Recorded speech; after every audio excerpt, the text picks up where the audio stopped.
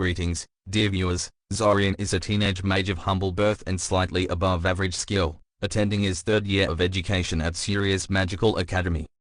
He is a driven and irritable young man, consumed by a desire to ensure his own future and free himself of the influence of his family, whom he resents for favoring his brothers over him. Consequently, he has no time for pointless distractions or paying attention to other people's problems. As it happens, time is something he is about to get plenty of. On the eve of the Sirius annual summer festival, he is killed and brought back to the beginning of the month, just before he was about to take a train to Sharia. Suddenly trapped in a time loop with no clear end or exit, Zorian will have to look both within and without to unravel the mystery before him. And he does have to unravel it, for the time loop hadn't been made for his sake and dangers lurk everywhere. Repetition is the mother of learning, but Zorian will have to first make sure he survives to try again. In a world of magic, even a time traveler isn't safe from those who wish him ill. For more high-quality audiobooks, make sure to like, subscribe and comment what you want to see next. Now onto the story. Zorian's eyes abruptly shot open as a sharp pain erupted from his stomach. His whole body convulsed, buckling against the object that fell on him, and suddenly he was wide awake, not a trace of drowsiness in his mind. "Good morning, brother." An annoyingly cheerful voice sounded right on top of him. "Morning, morning, morning." Zorian glared at his little sister, but she just smiled back at him cheekily, still sprawled across his stomach.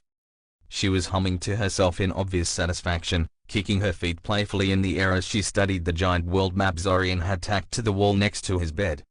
Or rather, pretended to study. Zorian could see her watching him intently out of the corner of her eyes for a reaction. This was what he got for not arcane locking the door and setting up a basic alarm perimeter around his bed. "Get off," he told her in the calmest voice he could muster. "Mum said to wake you up," she said matter-of-factly, not budging from her spot. "Not like this, she didn't," Zorian grumbled, swallowing his irritation and patiently waiting till she dropped her guard. Predictably, Kyrielle grew visibly agitated after only a few moments of this pretend disinterest. Just before she could blow up, Zorian quickly grasped her legs and chest and flipped her over the edge of the bed. She fell to the floor with a thud and an indignant yelp, and Zorian quickly jumped to his feet to better respond to any violence she might decide to retaliate with. He glanced down on her and sniffed disdainfully. "I'll be sure to remember this the next time I'm asked to wake you up." "Fat chance of that," she retorted defiantly. "You always sleep longer than I do." Zorian simply sighed in defeat. Damn the little imp, but she was right about that. "So," she began excitedly, jumping to her feet, "are you excited?" Zorian watched her for a moment as she bounced around his room like a monkey on caffeine. Sometimes he wished he had some of that boundless energy of hers. But only some. "About what?" Zorian asked innocently, feigning ignorance. He knew what she meant, of course, but constantly asking obvious questions was the fastest way of frustrating his little sister into dropping a conversation he'd rather not have. "Going back to academy," she whined, clearly aware of what he was doing. He needed to learn some new tricks. "Learning magic. Can you show me some magic?" Zorian let out a long-suffering sigh. Kyrielle had always treated him as something of a playmate of hers, despite him doing his best not to encourage her, but usually she remained within certain unspoken boundaries. She was downright impossible this year, though, and Mother was wholly unsympathetic to his pleas to rein her in. "All he did was read all day long," she said, so it wasn't as if he was doing anything important. Thankfully the summer break was over and he could finally get away from them all. "Carrie, I have to pack. Why don't you go pester Fort off for a change?" She scowled at him unhappily for a second and then perked up, as if remembering something, and quickly ran out of the room. Zorian's eyes widened when he realized what she was up to a second too late. "No!" he yelled as he ran after her, only to have the bathroom door slammed into his face. He pounded on the door in frustration. "Damn it, Carrie. You had all the time in the world to go to the bathroom before I woke up." "Sucks to be you," was her only answer. After hurling a few choice curses at the door, Zorian stomped off back to his room to get dressed. She would be inside for ages, he was sure, if only to spite him. Quickly changing out of his pajamas and putting on his glasses, Zorian took a moment to look around his room. He was pleased to note Kyrielle hadn't rummaged through his stuff before waking him up. She had a very fuzzy notion of other people's privacy. It didn't take Zorian long to pack. He had never really unpacked, to be honest, and would have gone back to Syria a week ago if he thought Mother would have allowed it. He was just packing his school supplies when he realized with irritation that some of his textbooks were missing. He could try and locate a spell, but he was pretty sure he knew where they had ended up. Kyrielle had a habit of taking them to her room, no matter how many times Zorian told her to keep her sticky little fingers away from them. Working on a hunch, he double-checked his writing supplies and, sure enough, found they had been greatly depleted. It always happened. Every time he came home, Kyrielle would raid his school supplies.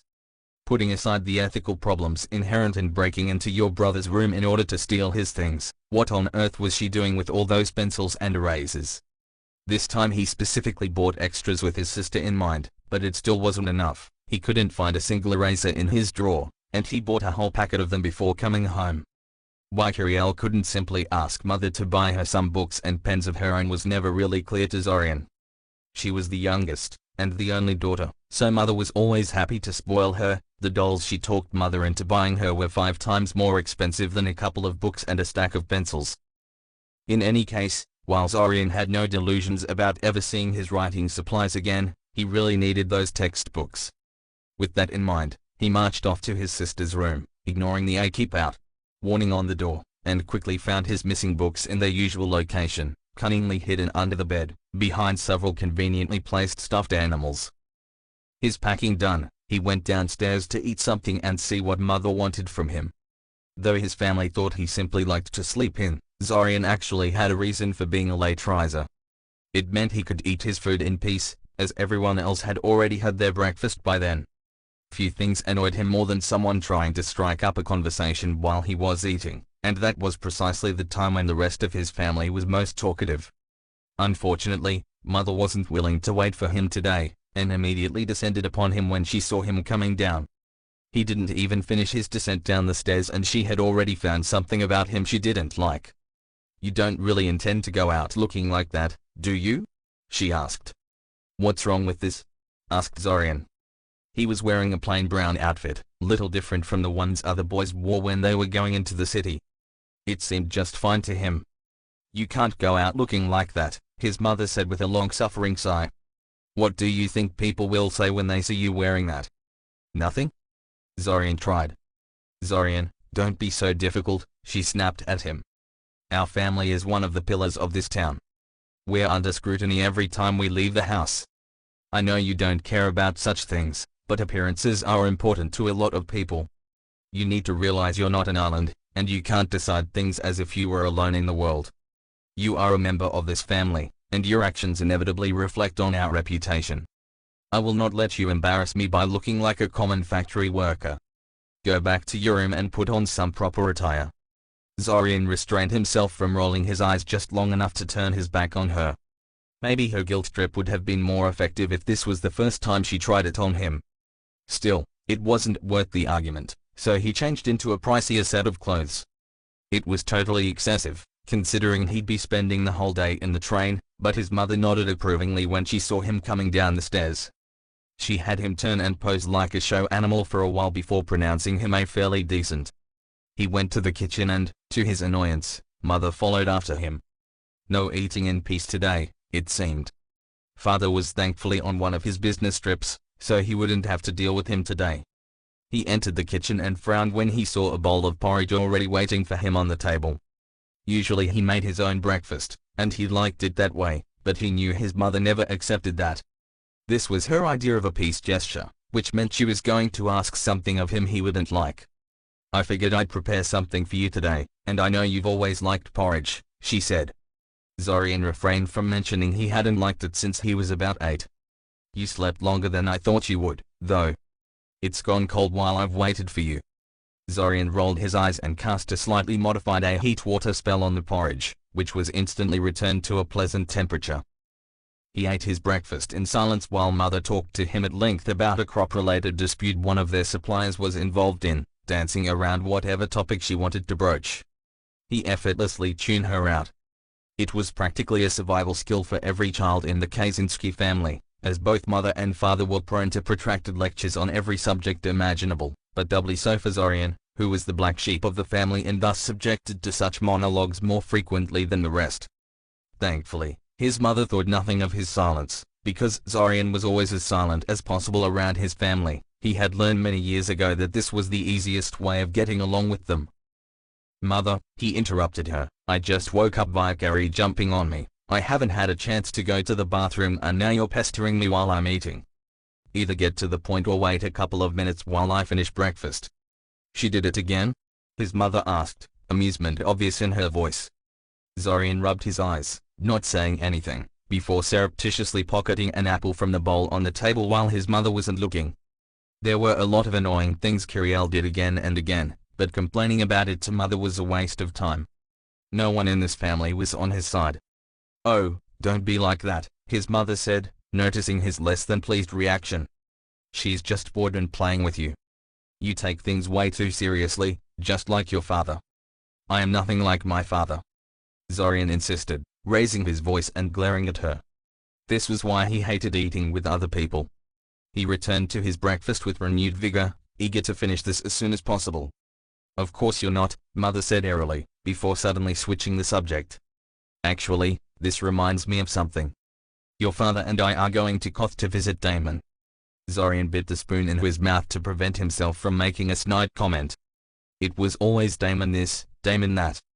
There were days when Zorian wondered why his parents had 3 other children when they were clearly so enamored of their eldest son. Really, going to another continent just to visit him? What, were they going to die if they didn't see him for a year? "What's that got to do with me?" Zorian asked. "It will be an extended visit," she said. "We'll be there for about 6 months, most of it spent traveling from one place to another. You and Fortov will be at the academy, of course, but I'm worried about Kiriel. She's only 9 and I don't feel comfortable bringing her along with us." Zorian paled, finally catching on to what she wanted of him. "Hell. Number." "Mother, I'm 15, he protested. "So?" she asked. "Your father and I were already married when we were your age. Times change. Besides, I spend most of the day at the academy," Zorian responded. "Why don't you ask Fortov to take care of her? He's a year older and he has his own apartment." "Fortov is in his 4th year, his mother said sternly. "He's going to graduate this year so he has to focus on his grades." "You mean he said no?" Zorian concluded out loud. "And besides," she continued, ignoring his remark, "I'm sure you're aware of how irresponsible Fortov can be at times. I don't think he's fit to raise a little girl." "And whose fault is that?" Zorian grumbled quietly, loudly dropping his spoon and pushing the plate away from him. Maybe Fortov was irresponsible because he knew mother and father would simply dump his responsibilities onto Zorian if he just played dumb long enough. Didn't that ever occur to her? Why did it always fall to him to deal with the little imp? Well, he wasn't going to get saddled with this. If Fortov was too good to take care of Kiriel, then so was Zorian. Plus, the little tattletale would undoubtedly report everything he did back to mother without a second thought. The best thing about attending a school so far from home was that he could do whatever he wanted with his family being none the wiser, and there was no way he was going to give that up. Really, this was just a transparent ploy by his mother to spy on him, so she could lecture him some more about family pride and proper manners. "I don't think I'm fit for that either," continued Zorian a little louder.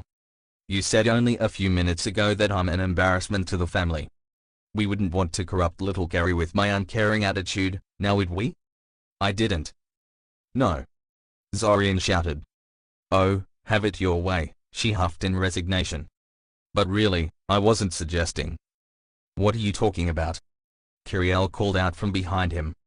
"We were discussing what a rotten brat you are," Zorian shot back immediately. "No you weren't."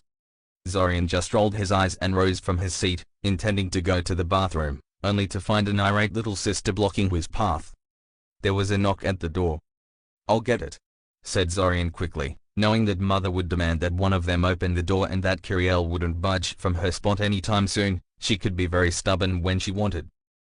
That was how Zorian found himself staring at a bespectacled woman dressed in expensive-looking khaki-colored clothes and cradling a thick book in her arm. The woman gave him an appraising glance, adjusting her glasses. "Zorian Kaczynski?" Yeah?" he said, unsure how to react to this development. "I am Ilse Zyltai, from Syria's Royal Academy of Magical Arts." I'm here to discuss the results of your certification. Color drained from Zorian's face. They sent an actual mage to talk to him?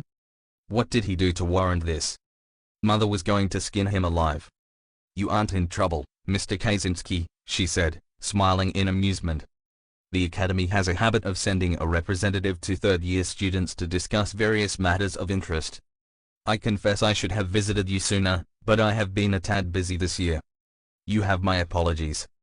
Zorian stared at her for a few seconds. May I come in? Huh? Oh, said Zorian. Forgive my manners, Miss Zyltai. Come in, come in. Thank you, she accepted politely, stepping into the house. After a quick introduction to his mother and sister, Ilsa asked him if he had somewhere they could discuss school matters privately. Mother quickly decided she had to go to town market and took Kiriel with her, leaving him alone in the house with the mage, who promptly scattered various papers across the kitchen desk. So, Zorian, she began. You already know you passed the certification. Yes, I got the written notice, Zorian said. Siren doesn't have a mage tower, so I was going to pick up the badge when I got back to Sharia. Ilsa simply handed him a sealed scroll. Zorian inspected the scroll for a few seconds and then tried to break the seal so he could read it. Unfortunately, the seal was quite tough to break.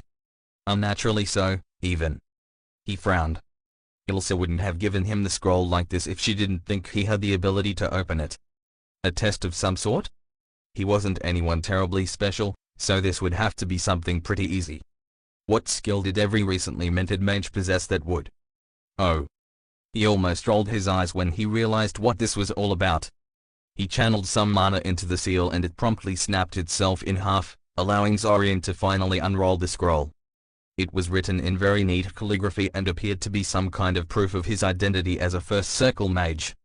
He glanced back at Ilsa, who nodded approvingly, confirming to Zorian that he had just passed a test of some sort. You don't really have to pick up your badge until you finish school, she said. The badge is pretty expensive and nobody is really going to bother you about it unless you plan to open a shop or otherwise sell your magical expertise. If they do bother you for whatever reason, just refer them to the Academy and we'll clear things up. Zorian shrugged. While he did intend to break away from his family, he'd prefer to wait until graduation, and that was 2 years away. He motioned on for her to continue. Very well, then. The records say you lived in the Academy housing for the past 2 years. I assume you intend to continue? Zorian nodded and she reached into one of her pockets and handed him a rather strange key. Zorian knew how locks in general worked, and could even pick simpler ones with enough time, but he couldn't figure out how this key was supposed to work. It had no teeth to fit in with the tumblers inside the lock. On a hunch, he channeled some mana into it, and faint golden lines immediately lit across the surface of the metal. He looked at Ilsa in a silent question. Housing for third years works differently than you are used to, she told him. As you're likely aware, now that you are a certified first circle mage, the Academy is authorized to teach you spells of the first circle and above. Since you'll be handling sensitive material, greater security is required, so you'll be moving into a different building. The lock on your door is keyed to your mana, so you'll have to channel some of your personal mana into the key like you did just now before it will unlock. Ah, said Zorian. Idly he spun the key in his hand, wondering how exactly they got a hold of his mana signature. Something to research later, he supposed. Normally I would be explaining to you in detail what it means to be a third-year student at Syria's Magical Academy, but I hear you have a train leaving soon, so why don't we jump straight to the main reason I'm here, your mentor and electives. You can ask me anything you wish to know afterwards. Zorian perked up on this, especially the mention of a mentor. Each third year was given a mentor that they met with once a week, who was supposed to teach students in ways not possible in a standard class format, and otherwise help them reach their maximum potential. A choice of one's mentor could make or break one's magical career, and Zorian knew he had to choose carefully. Fortunately, he had asked around among older students to find out which ones were good and which ones were bad, so he figured he would at least be able to get an above-average one. So which mentors can I choose from? Zorian asked. Well, actually, I'm afraid you can't, Ilsa said apologetically. Like I said, I was supposed to get to you sooner. Unfortunately, all but one of the mentors have filled their quota of students at this point. Zorian had a bad feeling about this. And this mentor is? Xvim Zhao. Zorian groaned, burying his face in his hands. Of all the teachers, Xvim was widely agreed upon as the worst mentor you could possibly get. It just had to be him, didn't it? It's not that bad, Ilse assured him. The rumors are mostly exaggerated, and mostly spread by students unwilling to do the kind of work Professor Xvim requires of his charges. I'm sure a talented, hard-working student such as yourself will have no problems with him. Zorian snorted. I don't suppose there is any chance to transfer to another mentor, is there? Not really. We've had a really good pass rate last year, and all of the mentors are swamped with students as it is. Professor Xvim is the least burdened of the available mentors. My, I wonder why, Zorian mumbled. Alright, fine. What about electives? Ilse handed him another scroll, this one unsealed, containing a list of all elective classes offered by the academy. It was long. Very long. You could sign up for practically anything, even things that weren't of strictly magical nature, things like advanced mathematics, classical literature, and architecture. It was to be expected, really, since Icosian magical tradition had always been inextricably connected to other intellectual pursuits. You can choose up to 5, but no less than 3 electives this year. It would be a lot more convenient for us if you did it now, so that we can finalize the schedules over the weekend before the classes start. Don't be too intimidated by the sheer size of the list. Even if you choose something that doesn't appeal to you, you can switch to a different elective during the first month of school. Zorian frowned. There were a lot of electives and he wasn't quite sure which ones he wanted to take. He'd already gotten shafted in the mentor department, so he really couldn't afford to screw up here. This would take a while. Please don't take this the wrong way, Miss Zildai, but would you mind if we take a short break before we go any further with this? Of course not, she said. Is something the matter? Not at all, assured Zorian. It's just that I really need to go to the bathroom. Probably not the best way to make a first impression. Curiel was so going to pay for putting him in this position. Break dash. Zorian trailed after his family in silence as they entered Siren's train station, ignoring Fortoff's exuberant greeting of some friends of his. He scanned the crowd on the train station for any familiar faces but, predictably, came out empty. He didn't really know all that many people in his hometown, as his parents loved reminding him. He felt his mother's gaze on him as he unsuccessfully searched for an empty bench, but refused to look back at her. She would take that as permission to initiate conversation, and he already knew what she would say. Hey, why don't you join Fortoff and his friends, Zorian? Because they're immature jackasses, just like Fortoff, that's why. He sighed, looking at the empty train tracks with annoyance. The train was late. He didn't mind waiting as such, but waiting in the crowds was pure torture. His family would never understand, but Zorian hated crowds. It wasn't any tangible thing, really, it was more like large gatherings of people projected some kind of presence that weighed down on him constantly. Most of the time it was annoying, though it did have its uses. His parents stopped taking him to church when they realized that dragging him into a small hall packed with people resulted in vertigo and fainting in a matter of minutes. Fortunately, the train station wasn't currently crowded enough to produce such intense effects, but Zorian knew prolonged exposure would take its toll.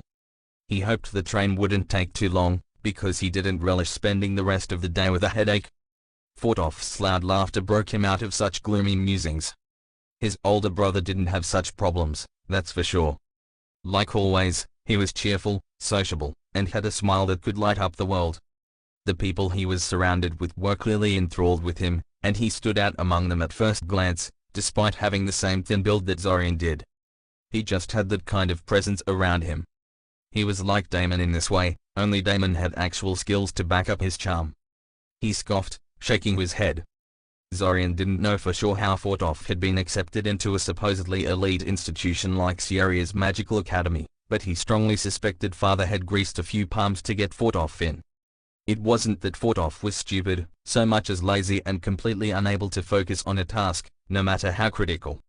Not that most people knew that, of course, the boy was charming as hell, and very adept in sweeping his inadequacies under the metaphorical rug. His father always joked that Fortoff and Zorian each got a half of Damon in them. Fortoff got his charm, and Zorian his competence. Zorian had never liked his father's sense of humor. A whistle pierced the air, and the train entered the station with a high-pitched squeal of metal wheels breaking against the tracks. The original trains were steam-powered machines that billowed smoke wherever they went and consumed unholy amounts of coal to keep going, but this one was powered by the newer techno-magic engines that consumed crystallized mana instead. Cleaner, cheaper, and required less maintenance. Zorian could actually feel the mana radiating off the train as he approached, though his ability to sense magic was too underdeveloped to tell him any details. He had always wanted to look around the engine room of one of these things but could never figure out a good way to approach the train operators. But that was a thought for another time. He gave a brief goodbye to Mother and Kiriel and entered the train to find himself a seat. He intentionally chose an empty compartment, something that was surprisingly easy to find. Apparently, despite the gathered crowd, few of them would be taking this particular train. 5 minutes later, the train gave another ear-splitting whistle and began its long journey towards Jeria. Brake dash. There was a sharp crackling sound, following by the sound of a bell ringing. Now stopping in Corsa, a disembodied voice echoed. A crackling sound again. I repeat, now stopping in Corsa. Thank you. The speakers crackled one last time before turning silent. Zorian released a long sigh of irritation and opened his eyes. He hated trains. The boredom, the heat, and the rhythmic thumping sounds all conspired to make him sleepy, but every time he finally drifted off to sleep he was rudely awoken by the station announcer. That this was the very purpose of the announcer, to wake up passengers who would sleep through their destination, was not lost on Zorian, but it was no less annoying because of it. He looked through the window, only to see a train station like any other. In fact, it was completely identical to the previous 5, down to the blue outline on the big white tablet saying A Corsa. Apparently the station builders were working off some kind of template these days. Looking at the station platform they were stopping at, he could see a large crowd of people waiting to get on the train. Corsa was a major trading hub, and a lot of newly minted merchant families lived here, sending their children to Siria's prestigious academy to become mages and mingle among children of other influential people.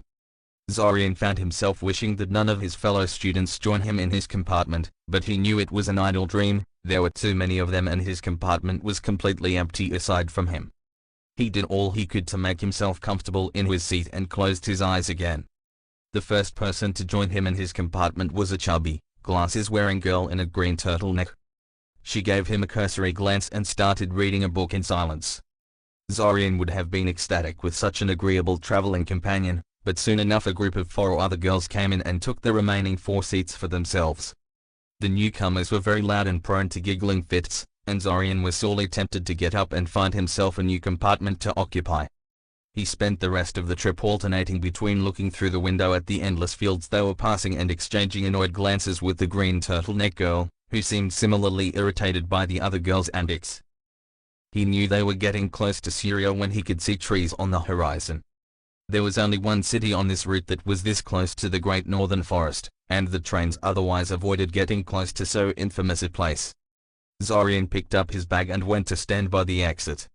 The idea was to be among the first to disembark, and thus avoid the usual crowding that always occurred once they got to Syria, but he was too late. There was already a crowd at the exit when he approached. He leaned on the nearby window and waited, listening to animated conversation between 3 first-year students beside him, who were talking excitedly amongst themselves about how they were going to start learning magic and whatnot.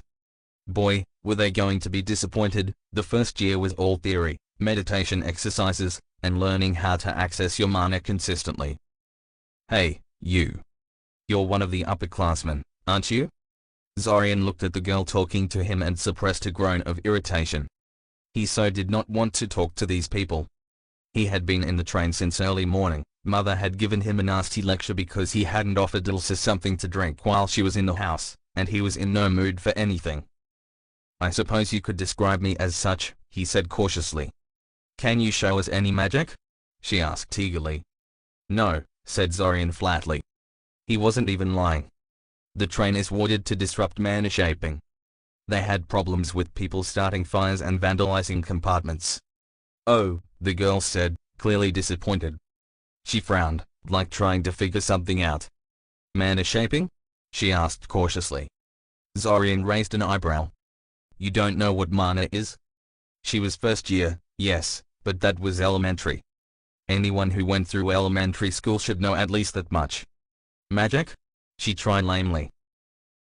Ah, grunted Zorian. The teachers would so fail you for that. No, it's not magic.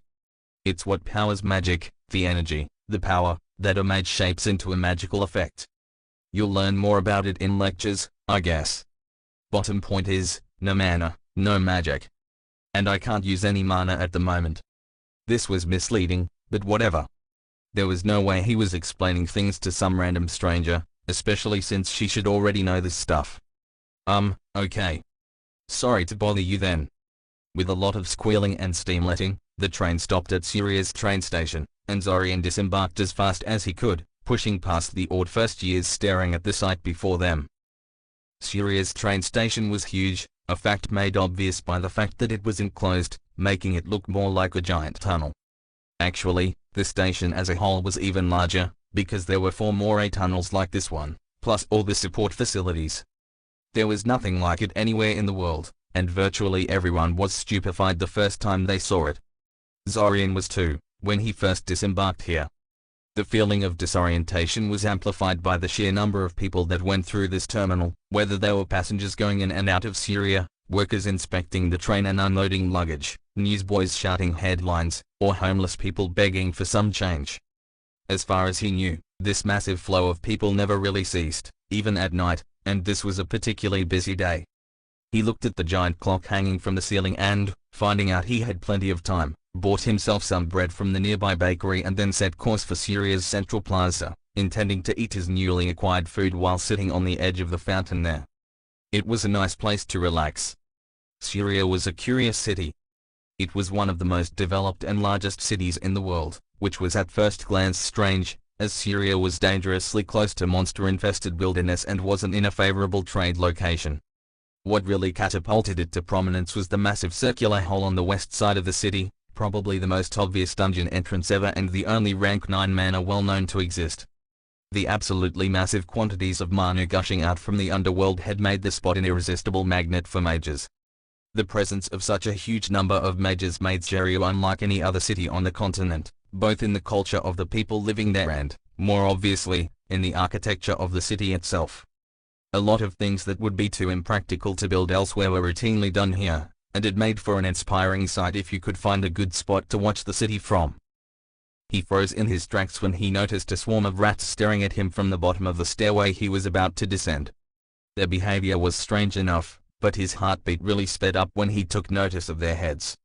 Were their brains exposed? He swallowed heavily and took a step back, slowly retreating from the stairwell before turning around and fleeing in a full sprint. He wasn't sure what they were, but those were definitely not normal rats. He supposed he shouldn't be so shocked, though. A place like Syria attracted more than mages. Magical creatures of all breeds found such places just as irresistible. He was just glad the rats didn't pursue him, because he had nothing in the way of combat spells. The only spell he knew that could be used in a situation like this was the Spook Animal spell, and he had no idea how effective that would have been against such clearly magical creatures. Somewhat shaken but still determined to get to the fountain, he tried to circle the rat gathering by going through the nearby park, but luck just wasn't on his side today. He promptly ran into a little girl crying her eyes out on the bridge he had to cross, and it took him 5 minutes just to get her to calm down enough to find out what happened. He supposed he could have just pushed past her and left her there to cry, but not even he was that cold-hearted. "See the bike?" she blurted out finally, hiccuping heavily. "It fell in," she wailed. Zorian blinked, trying to interpret what she was trying to tell him. Apparently realizing she wasn't making any sense, the girl pointed towards the creek running underneath the bridge. Zorian looked over the edge of the bridge and, sure enough, there was a children's bicycle half submerged in the muddy waters. "Huh," Zorian said. "Wonder how that happened?" "It fell in," the girl repeated, looking as if she was going to cry again. All right, no need for waterworks, I'll get it out, okay?" Zorian said, eyeing the bicycle speculatively. "You'll get dirty," she warned quietly. Zorian could tell from her tone of voice that she hoped he would get it out anyway. "Don't worry, I have no intention of wading through that mud," Zorian said. "Watch." He made a few gestures and cast a levitate object spell, causing the bike to jerkily rise out of the water and into the air. The bike was a lot heavier than the objects he usually practiced with, and he had to levitate the bike a lot higher than he was used to, but it was nothing outside his capabilities. He snatched the bike by its seat when it was close enough and placed it on the bridge. "There," Zorian said. "It's all muddy and wet, but I can't help you there. Don't know any cleaning spells." "Oh, okay," she nodded slowly, clutching her bicycle like it was going to fly out of her hand the moment she let go. He bid her goodbye and left, deciding his relaxing time at the fountain just wasn't meant to be. The weather seemed to be worsening pretty quickly too. Dark clouds were brewing ominously across the horizon, heralding rain.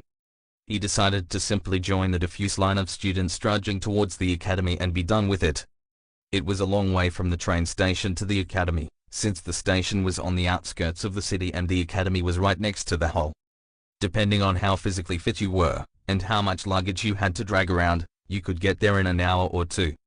Zorian wasn't particularly fit, what with his skinny physique and shut-in ways, but he had purposely packed light in anticipation of this journey. He joined the procession of students that was still streaming from the train station in the direction of the academy, ignoring the occasional first-year struggling with excessive baggage. He empathized with them because his asshole brothers didn't warn him to keep the luggage at a minimum either, and he was like them the first time he arrived at the train station, but there was nothing he could do to help them. The threat of rain and bad luck aside, he felt invigorated as he drew closer to academy grounds. He was drawing on the ambient mana suffusing the area around the hole, replenishing the mana reserves he spent levitating that girl's bicycle. Mage academies are almost always built on top of mana wells for the express purpose of exploiting this effect. An area with such high ambient mana levels is a perfect place for inexperienced mages to practice their spellcasting.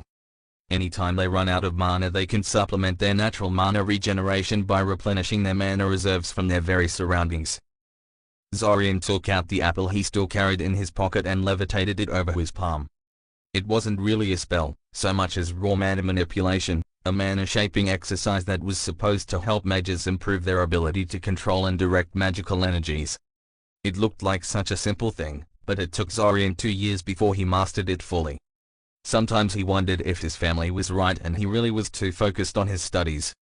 He knew for a fact that most of his classmates had much more tenuous control over their magic, and it didn't appear to be inhibiting them too much.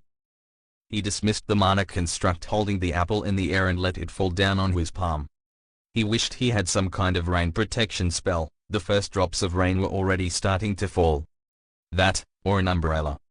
Either would work just fine, except an umbrella didn't require several years of training to use. Magic can be such a rip-off at times, said Zorian gloomily. He took a deep breath and started running. Break dash. Huh. So there is a rain protection spell, mumbled Zorian as he watched raindrops splattering upon an invisible barrier in front of him. He extended his hand over the edge of the barrier, and it passed unimpeded. He withdrew his suddenly rather wet hand into the safety of the barrier and followed the boundary as far as his eyes could see. From what he could tell, the barrier encircled the entire academy compound, no small feat, as academy grounds were quite extensive, in a protective bubble that stopped the rain, and only rain, from penetrating it. Apparently the academy upgraded its wards again, because they didn't have this feature the last time it was raining. Shrugging, he turned around and continued towards the administration building of the academy. It was too bad the barrier didn't also dry you out when you passed it, because he was soaking wet. Thankfully, his bag was waterproof, so his clothes and textbooks weren't in any danger of getting ruined. Slowing down to a leisurely stroll, he studied the collection of buildings that made up the academy. The wards weren't the only thing that was upgraded. The whole place looked prettified, for lack of a better term. Every building was freshly painted, the old brick road was replaced by a much more colorful one, the flower patches were in full bloom, and the small fountain that hadn't worked for years was suddenly functional. Wonder what that's all about, he mumbled. After a few minutes of contemplation, he decided he didn't care much. He would find out sooner or later, if it was of any importance. The administration building was, predictably, mostly empty of students. Most of them took shelter from the rain instead of pressing on like Zorian, and those that didn't often didn't live on academy grounds and thus had no reason to come here today. That was perfect as far as Zorian was concerned, as it meant he could be done here quickly. Quickly turned out to be a relative term. It took 2 hours of wrangling with the girl working at the administration desk before he had taken care of all the necessary paperwork. He asked about his class schedule, but was told it wasn't finalized yet and that he would have to wait until Monday morning. Come to think of it, Ilsa had mentioned the same thing. Before he left, the girl gave him a book of rules with which third-year students were expected to familiarize themselves before sending him on his way. Zorian idly flipped through the rule book while he searched for room 115, before putting it into one of the more obscure compartments in his backpack, never to be looked at again. Academy-provided housing was pretty terrible, and Zorian had had very unpleasant experiences with it, but it was free and apartment space was severely overpriced in Sharia. Even children of nobles often lived on academy grounds rather than in their own apartments, so who was he to complain? Besides, living so close to the lecture hall cut down on the travel time each morning and put him close to the biggest library in the city, so there were definitely good sides to it. An hour later, he smiled to himself as he entered a fairly spacious room. He was even more pleased when he realized he had his own bathroom. With a shower stall, no less. It was a welcome change from having to share a cramped little room with an inconsiderate roommate and sharing a single communal bathroom with the whole floor. As far as furniture went, the room had a bed, a closet, a set of drawers, a work desk, and a chair. Everything Zorian needed, really. Dropping his luggage on the floor, Zorian changed out of his wet clothes before collapsing on the bed with relief. He had 2 whole days before the classes started, so he decided to postpone unpacking until tomorrow. Instead he remained motionless on the bed, wondering for a moment why he couldn't hear the raindrops hitting the glass pane of the window next to his bed, before remembering the rain barrier. "I've got to learn how to cast that," he mumbled. His spell collection was extremely limited at the moment, consisting of about 20 simple spells, but he had plans to rectify that this year. As a certified First Circle mage, he had access to parts of the Academy library he didn't before, and he planned on raiding them for spells contained within. Besides, this year's classes were supposed to be much more focused on practical spellcasting now that they'd proven themselves capable, so he should be learning plenty of interesting things in class too. Tired from the long journey, Zorian closed his eyes, intending to take a short nap. He wouldn't wake up until tomorrow morning.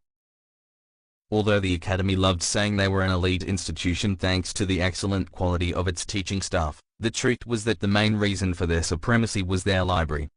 Through contributions of its alumni, generous budget allocations by a number of former headmasters, quirks of local criminal law, and sheer historical accident, the Academy had built a library without equal. You could find anything you wanted, regardless of whether the topic was magical or not. There was a whole section reserved for steamy romance novels, for instance.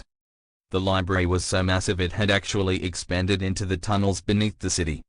Many of the lower levels were only accessible to guild mages, so it was only now that Zorian was allowed to browse their contents. Fortunately, the library was open during the weekend, so the very first thing Zorian did when he woke up was descend into these depths to see what he'd been missing these past 2 years and maybe fill out his spell book a bit. He was pleasantly surprised at the sheer number of spells and training manuals available to a First Circle mage. There were more books and spells than he could master in a lifetime. Most of the spells were either highly situational or minor variations of each other, so he didn't feel the need to obsessively learn all of them, but he could already see this place would keep him busy all year round. A lot of them looked surprisingly easy and harmless, and he couldn't help but wonder why they were kept on the restricted level instead of being available to everyone. He could have used these during his second year. He was right in the middle of trying to find the rain barrier the Academy incorporated into its ward scheme when he realized he had skipped breakfast and was getting awfully hungry, and that it was past noon. Reluctantly, he checked out a couple of books to pore over in depth in the safety of his room and went to get something to eat. There was no kitchen in his room, sadly, but the Academy had a pretty good cafeteria available to students. The food they offered was cheap yet surprisingly edible. Still, it was something of a poor man's option, and most of the richer kids ate in one of the many restaurants in the vicinity of the Academy. That's why Zorian was a bit shocked when he entered the cafeteria and realized that changes to the Academy weren't only in exterior appearances. The cafeteria was positively sparkling, and all the tables and chairs were brand new. It was weird to see the place so clean.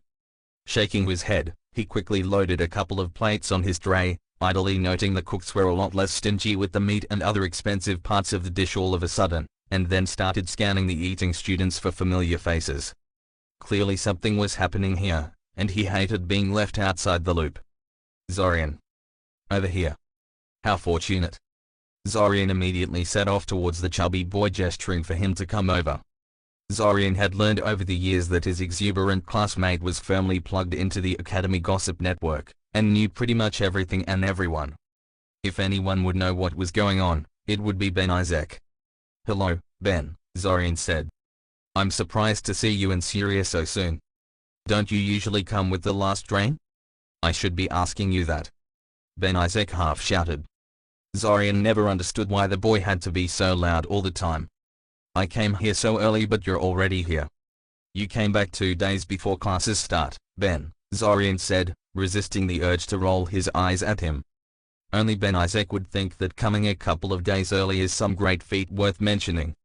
"That's not all that early. And I just got back yesterday." "So did I," Ben Isaac said. "Damn. If you had contacted me, we could have arranged to travel together or something. You must have been bored out of your mind here, all alone for a whole day." "Something like that," agreed Zorian, smiling politely. "So are you excited?"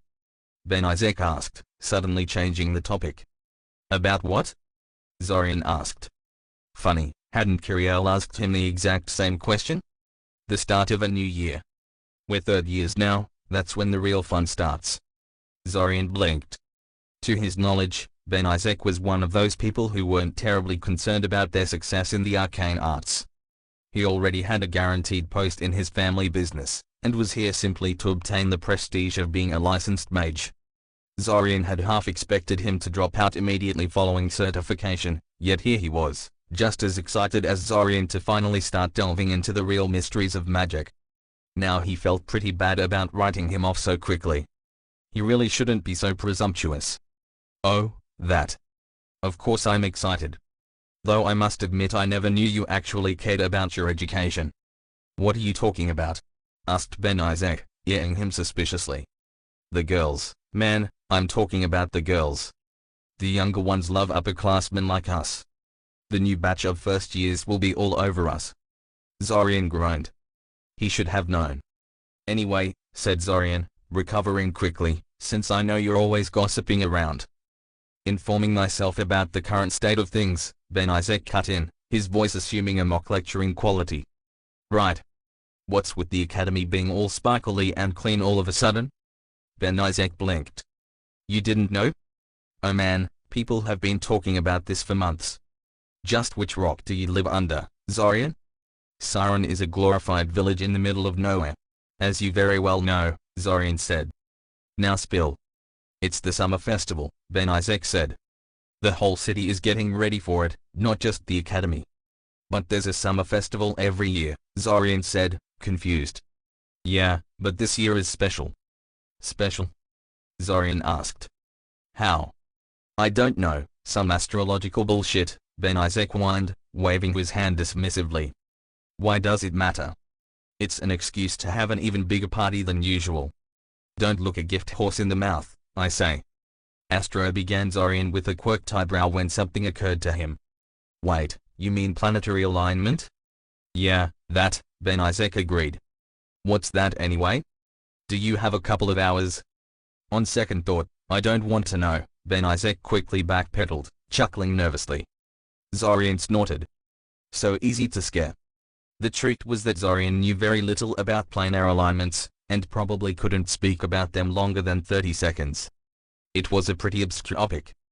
Zorian strongly suspected that Ben Isaac was right, and that it was being used simply as an excuse to have a bigger party. "So what did you do over the summer?" Ben Isaac asked. Zorian groaned. "Ben, you sound like my elementary school literature teacher. Hey now, children, for your homework you will write a short essay about what you did during the summer holidays." "I'm just being polite," Ben Isaac said defensively. "No need to snap at me because you wasted your summer away." "Oh, and you spend it productively?" Zorian challenged. "Well, not voluntarily," Ben Isaac admitted sheepishly. "Father decided it was time I start learning the family craft, so I spent all summer helping him and acting as his assistant." "Oh. Yeah," Ben Isaac agreed, clacking his tongue. "He also made me choose estate management as one of my electives. I hear it's a really tough class too." "Can't say my summer was particularly stressful. I spent most of my time reading fiction and avoiding my family," admitted Zorian. Mother tried to dump my little sister on me this year, but I managed to talk her out of it. I feel for you, Ben Isaac said with a shudder. I've got 2 younger sisters and I think I'd die if they came to live with me here. They're both utter nightmares. Anyway, what did you take for your electives? Engineering, mineral alchemy, and advanced mathematics. Eh? Ben Isaac blanched. Man, you're really taking this seriously, aren't you? I guess you're gunning for a spot in one of the spell forges, huh? Yeah, Zorian said. Why? Ben Isaac asked incredulously. Designing magic items. That's a tough, demanding job. Surely your parents could find you a spot in their business? Zorian gave him a strained smile. Yes, no doubt his parents already had a spot all planned out for him. I'd rather starve out in the streets, Zorian told him honestly. Ben Isaac raised an eyebrow at him, but then simply shook his head sadly. I think you're crazy, personally. Who did you choose as your mentor? I didn't get to choose, Zorian scoffed. There was only one left by the time it was my turn to do so. I'm mentored under Xvim. Ben Isaac actually dropped his spoon at this, staring at him in shock. Xvim? But that guy's a nightmare. I know, Zorian said, releasing a long-suffering sigh. God, I'd probably transfer if I got assigned to that arsehole, Ben Isaac said. You're a lot braver a man than I, that's for sure. So who did you choose? Zorian asked curiously. Karabirope, Ben Isaac said, immediately brightening. Please don't tell me you chose your mentor based on appearance? Begged Zorian. Well, not just based on appearance, Ben Isaac said defensively. They say she's pretty tolerant. You don't want to do any extra work, Zorian surmised. This whole thing is like a vacation to me, Ben Isaac admitted sheepishly. I get to postpone employment for 2 years and have some fun in the meantime. You're only young ones, you know? Zorian shrugged. Personally, he found learning about magic and gathering knowledge in general to be fun all by itself, but he knew all too well that very few people shared this opinion with him. I suppose, Zorian said non-committally. So is there anything else that everyone knows that I should be familiar with? He spent another hour or so conversing with Ben Isaac, touching upon a variety of topics. It was particularly interesting to hear which of their classmates would be joining them this year and which ones wouldn't. Zorian had thought the certification exam was a bit on the easy side, but apparently he was mistaken, since roughly a quarter of their classmates would not be joining them. He did notice that most of the failed students were civilian-born ones, but this wasn't terribly unusual. Mage-born students had parental support when learning magic, and a reputation to live up to. He was pleasantly surprised that one particular asshole wouldn't be joining them this year. Apparently Vesperanova lost his temper on his disciplinary hearing and got himself expelled from the academy. He wouldn't be missed. Honestly, that boy was a menace and it was a disgrace they hadn't expelled him sooner. Fortunately, it seemed there were some things that just couldn't be overlooked, even if you were an heir of noble house Baranova. He left when Ben Isaac started discussing pros and cons of various girls in their class, not willing to get dragged into such a discussion, and went back to his room to get some reading done. He hadn't even opened the first book properly when he was interrupted by a knock on the door. Very few people cared to track him down to his room, so he actually had a pretty good idea of who it was before he even opened the door. Hi, Roach. Zorian stared at the grinning girl in front of him, contemplating whether to take offense at the insulting nickname before shooing her inside. In the past, while he was still crushing on her, the nickname had kind of hurt. Now it was just slightly annoying. Tivan promptly ran inside and jumped on his bed like a little kid. Really, what had he ever seen in her? Beside a beautiful older girl who was fairly nice to him and had a propensity to wear form-fitting clothes, that is. I thought you graduated, he said. I did, she answered, taking one of the spell books he borrowed from the library into her lap to leaf through it. Seeing how she had already taken over his bed, he sat down on the chair in front of his work desk. But you know how it goes, there's always too many young mages, never enough masters willing to take them under their wing. I'm working as a class assistant for Nerthak. Hey, if you took non-magical combat you're going to see me all the time. Yeah, right, Zorian snorted. Nerthak blacklisted me in advance, just in case I get any ideas. Really? Yeah. Not that I would ever sign up for a class like that anyway, Zorian said. Except maybe to watch Tivan all sweaty and puffed up in that tight outfit she always wore whenever she trained. Pity, she said, seemingly engrossed in his book. You really should put on some muscle one of these days. Girls like boys who exercise. I don't care what girls like, Zorian snapped crankily. She was starting to sound like his mother. Why are you here anyway? Oh, calm down, it was just a thought, she said with a dramatic sigh. Boys and their fragile little egos. Tivan, I like you, but you're really treading on thin ice here, Zorian warned. I came here to ask if you would join me and a couple of others on a job tomorrow, she said, throwing the book aside and finally getting to the point of her visit. A job? Zorian asked suspiciously. Yeah. Well, more like a mission. You know those job postings people tack onto the big board inside the administrative building? Zorian nodded. Whenever a mage in the city wanted something done for cheap, he posted a job offer there for interested students. The payout was generally miserable, but students had to collect A points by doing these, so everyone had to do a number of them. Most people didn't start doing these before their 4th year, unless they really needed the money, and Zorian fully intended to follow this tradition. There is a pretty nice one there, Tivan said. It's actually just a simple find and retrieve in the tunnels below the city that... A sewer run? Asked Zorian incredulously, cutting her off. You want me to go on a sewer run? It's good experience. Tivan protested. No, said Zorian, crossing his arms. No way. Oh come on, Roach, I'm begging you. Tivan whined. We can't apply until we find a 4th member of the team. Would it kill you to make this tiny sacrifice for your old friend? It very well might. Zorian said. You'll have 3 other people to protect you, she assured. We've been there hundreds of times and nothing really dangerous ever happens down there, the rumors are mostly exaggerated. Zorian snorted and looked away. Even if they really did keep him safe, it was still a trek through smelly, disease-ridden tunnels with 3 people he didn't really know, and who probably resented having to bring him along for the sake of a formality.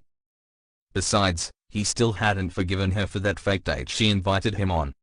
She may not have known he was crushing on her at the time, but it was still a pretty insensitive thing she did that evening. Also, he might feel a little more inclined to help if she stopped calling him a roach. It was not nearly as cute as she thought it was. Okay, how about a bet? She tried. No, Zorian promptly refused.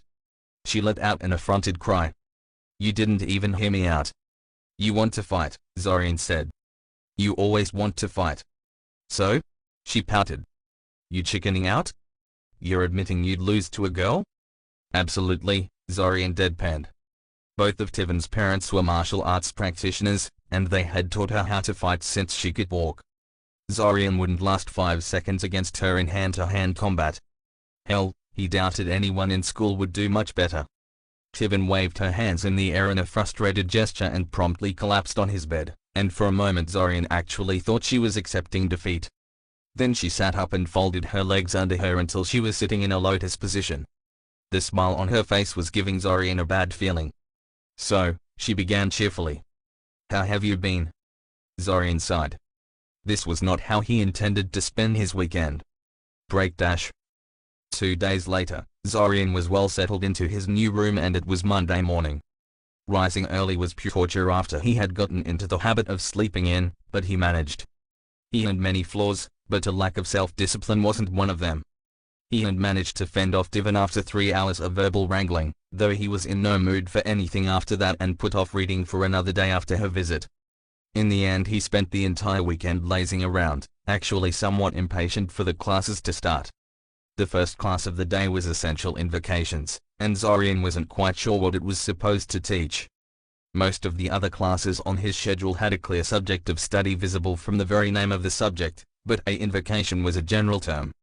Invocations were what most people thought about when someone said a magic, a few arcane words and strange gestures and poof! Magic effect. It was actually more involved than that, a lot more involved, but that was the visible part, so that's what people focused on. Clearly the academy felt the class was important, because they had a period scheduled for it every day of the week.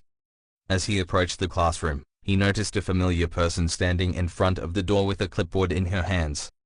This, at least, was a familiar sight. Akoa Rose had been the class representative for his group since their first year, and she took her position very seriously. She gave him a harsh look when she noticed him, and Zorian wondered what he had done to annoy her now. "You're late," she stated when he got close enough. Zorian raised an eyebrow at this. "The class doesn't start for at least 10 more minutes. How can I be late? Students are supposed to be in the classroom and ready for class 15 minutes before the class starts," she stated. Zorian rolled his eyes. This was ridiculous, even for a Koa. "Am I the last person to arrive?" "No," she conceded after a short silence.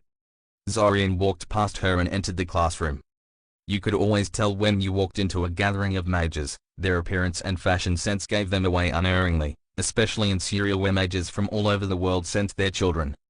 Many of his classmates came from established magical families, if not outright houses, and many mage lineages produce children with noticeable peculiarities, either because of bloodlines passed down from parents or because of secret enhancement rituals they subjected themselves to. Things like having green hair, or always giving birth to soul-bonded twins, or having tattoo-like markings on their cheeks and forehead. And these were real examples exhibited by his classmates. Shaking his head to clear his thoughts, he went towards the front of the classroom, throwing polite greetings to those few classmates he knew a little better than the rest. No one really tried to talk to him, though there was no bad blood between him and anyone in the class. He was not particularly close to any of them either. He was just about to sit down when frantic hissing interrupted him. He glanced to his left, watching his classmate whisper soothingly to the orange-red lizard in his lap. The animal was staring at him intently with its bright yellow eyes, nervously tasting the air with its tongue, but didn't hiss again when Zorian carefully lowered himself into the chair. "Sorry about that," the boy said. "He's still a little uneasy around strangers." "Don't worry about it," Zorian said, waving the apology away. He didn't know Brian all that well, but he did know his family bred fire drakes for a living, so it wasn't that unusual for him to have one. "I see your family has given you a fire drake of your own. Familiar?"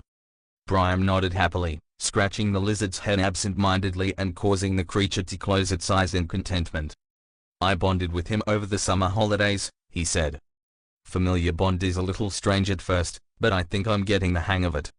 At least I've managed to talk him out of breathing fire at people without permission, else I would have to put a fire suppressant collar on him, and he hates that thing."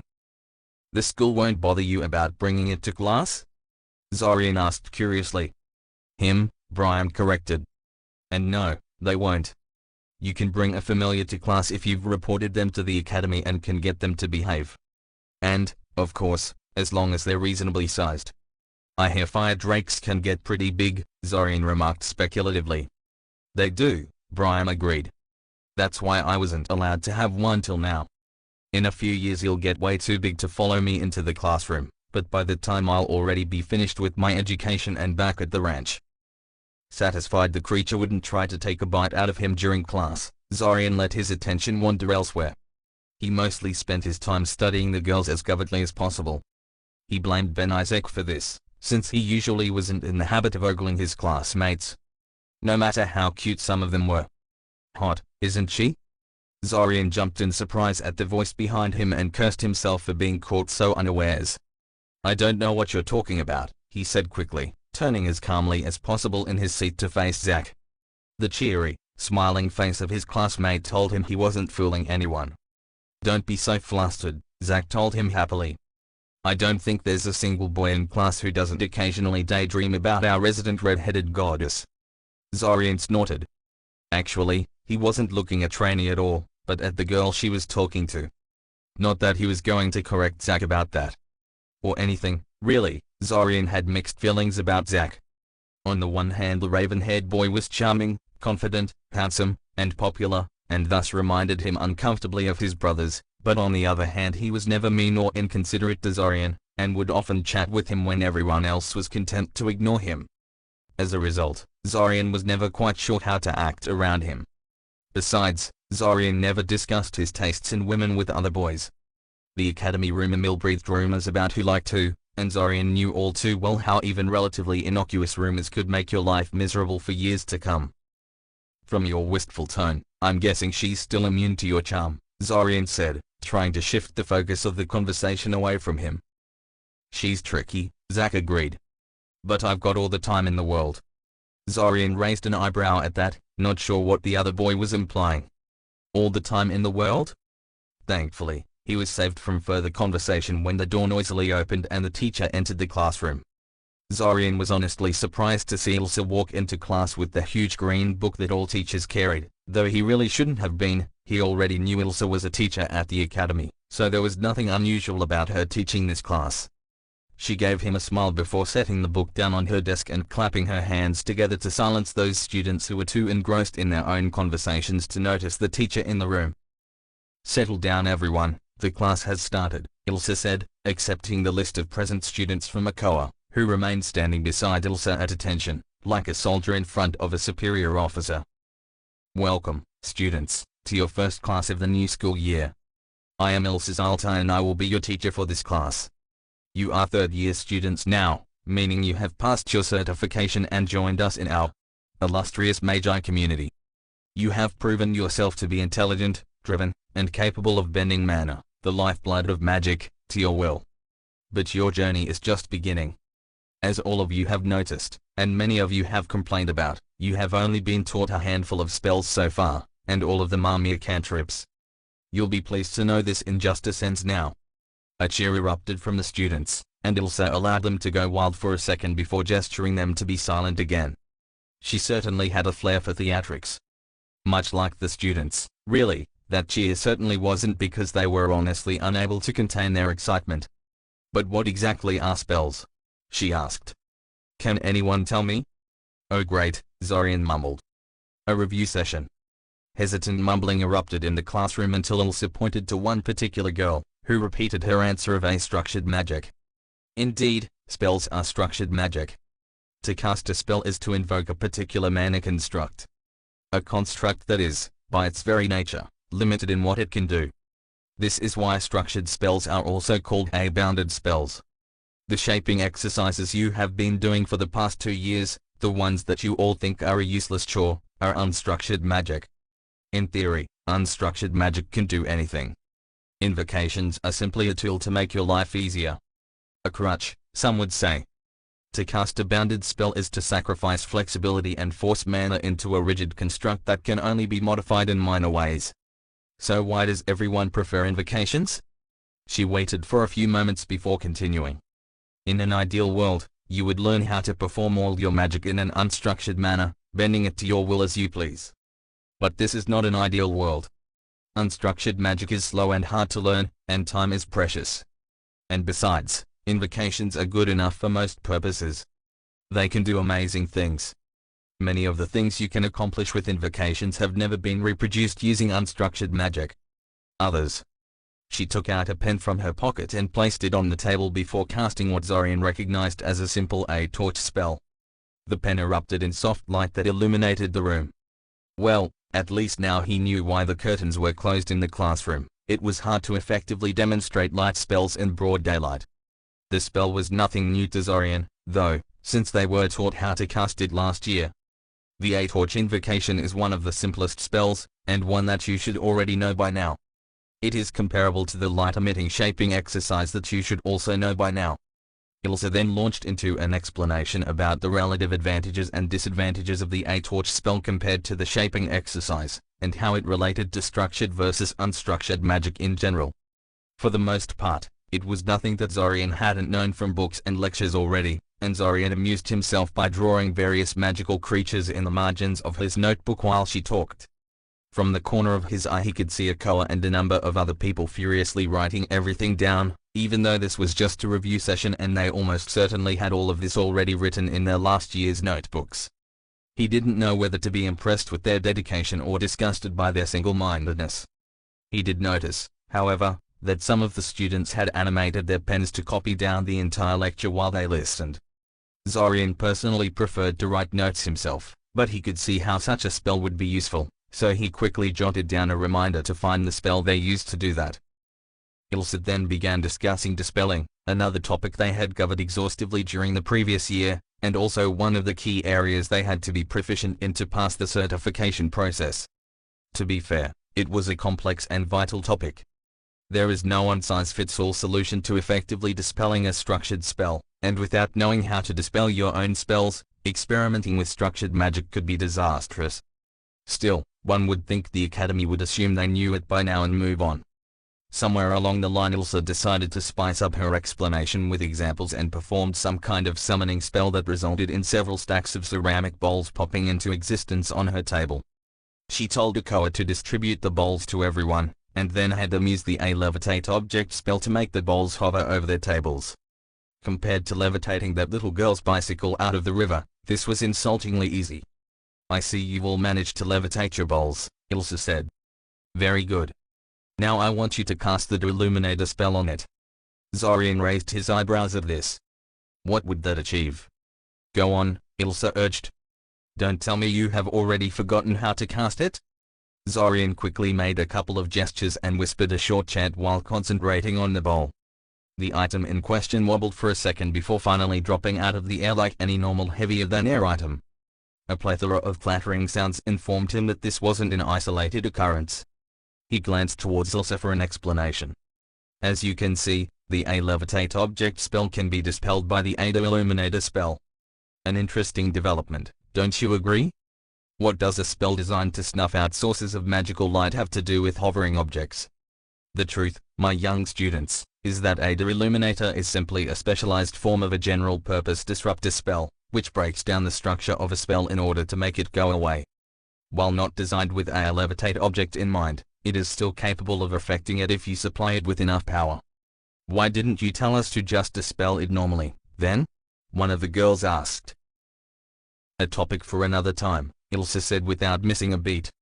"For now, I want you to take notice of what happened when you dispelled the spell on the bowl. It dropped like a rock, and if it had not been magically strengthened, it would have probably shattered upon impacting the table.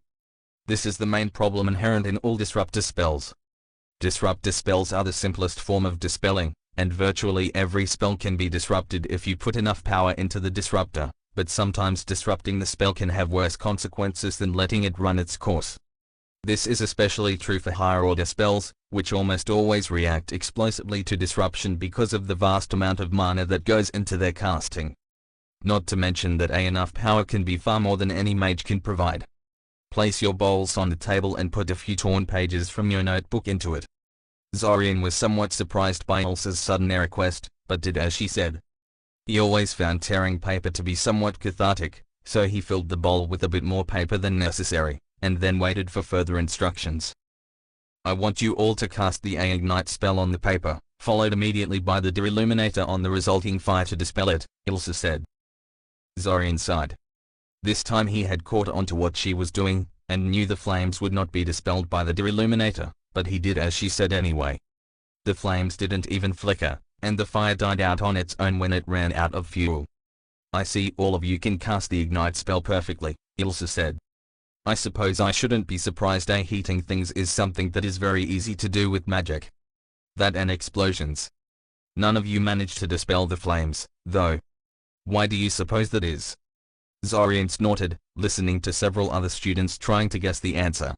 A guess being the operative word, because they seemed to be throwing random answers around in hopes of making something stick. Normally he never volunteered for anything in Class A. He disliked the attention, but he was getting tired of the guessing game, and Ilsa didn't seem willing to supply the answer herself until someone figured it out. "Because there's nothing to dispel," he called out. "It's just a regular fire, started by magic but not fueled by it." "Correct," Ilsa said. "This is another weakness of disruptor spells. They break down mana constructs, but any fundamentally non-magical effects caused by the spell are unaffected. With that in mind, let us return to our immediate problem, a broken bar." 2 hours later, Zorian filed out of the classroom with his fellow classmates, actually a bit disappointed. He learned precious little during the lecture, and Ilsa said she would spend an entire month rounding out their basics before moving on to more advanced stuff. Then she gave them an essay on the topic of dispelling. It was shaping up to be a relatively boring class, since Zorian had a pretty good grasp of the basics, and they had essential invocations 5 times a week, that is to say, every day. Joy. The rest of the day was uneventful, since the remaining 4 classes were purely introductory, outlining what material would be covered for each class and other such details. Essential alchemy and operation of magical items looked promising, but the other 2 classes were just more of the same thing they'd had for the past 2 years. Zorian wasn't sure why the Academy felt that they needed to continue learning about the history of magic and magical lore into the 3rd year of their education, unless they were deliberately trying to annoy everyone.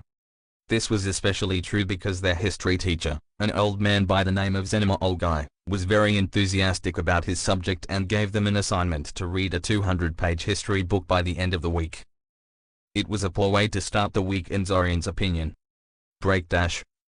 The next day opened with combat magic, which was taught in a training hall instead of a classical classroom. Their teacher was an ex-battle mage named Chiron.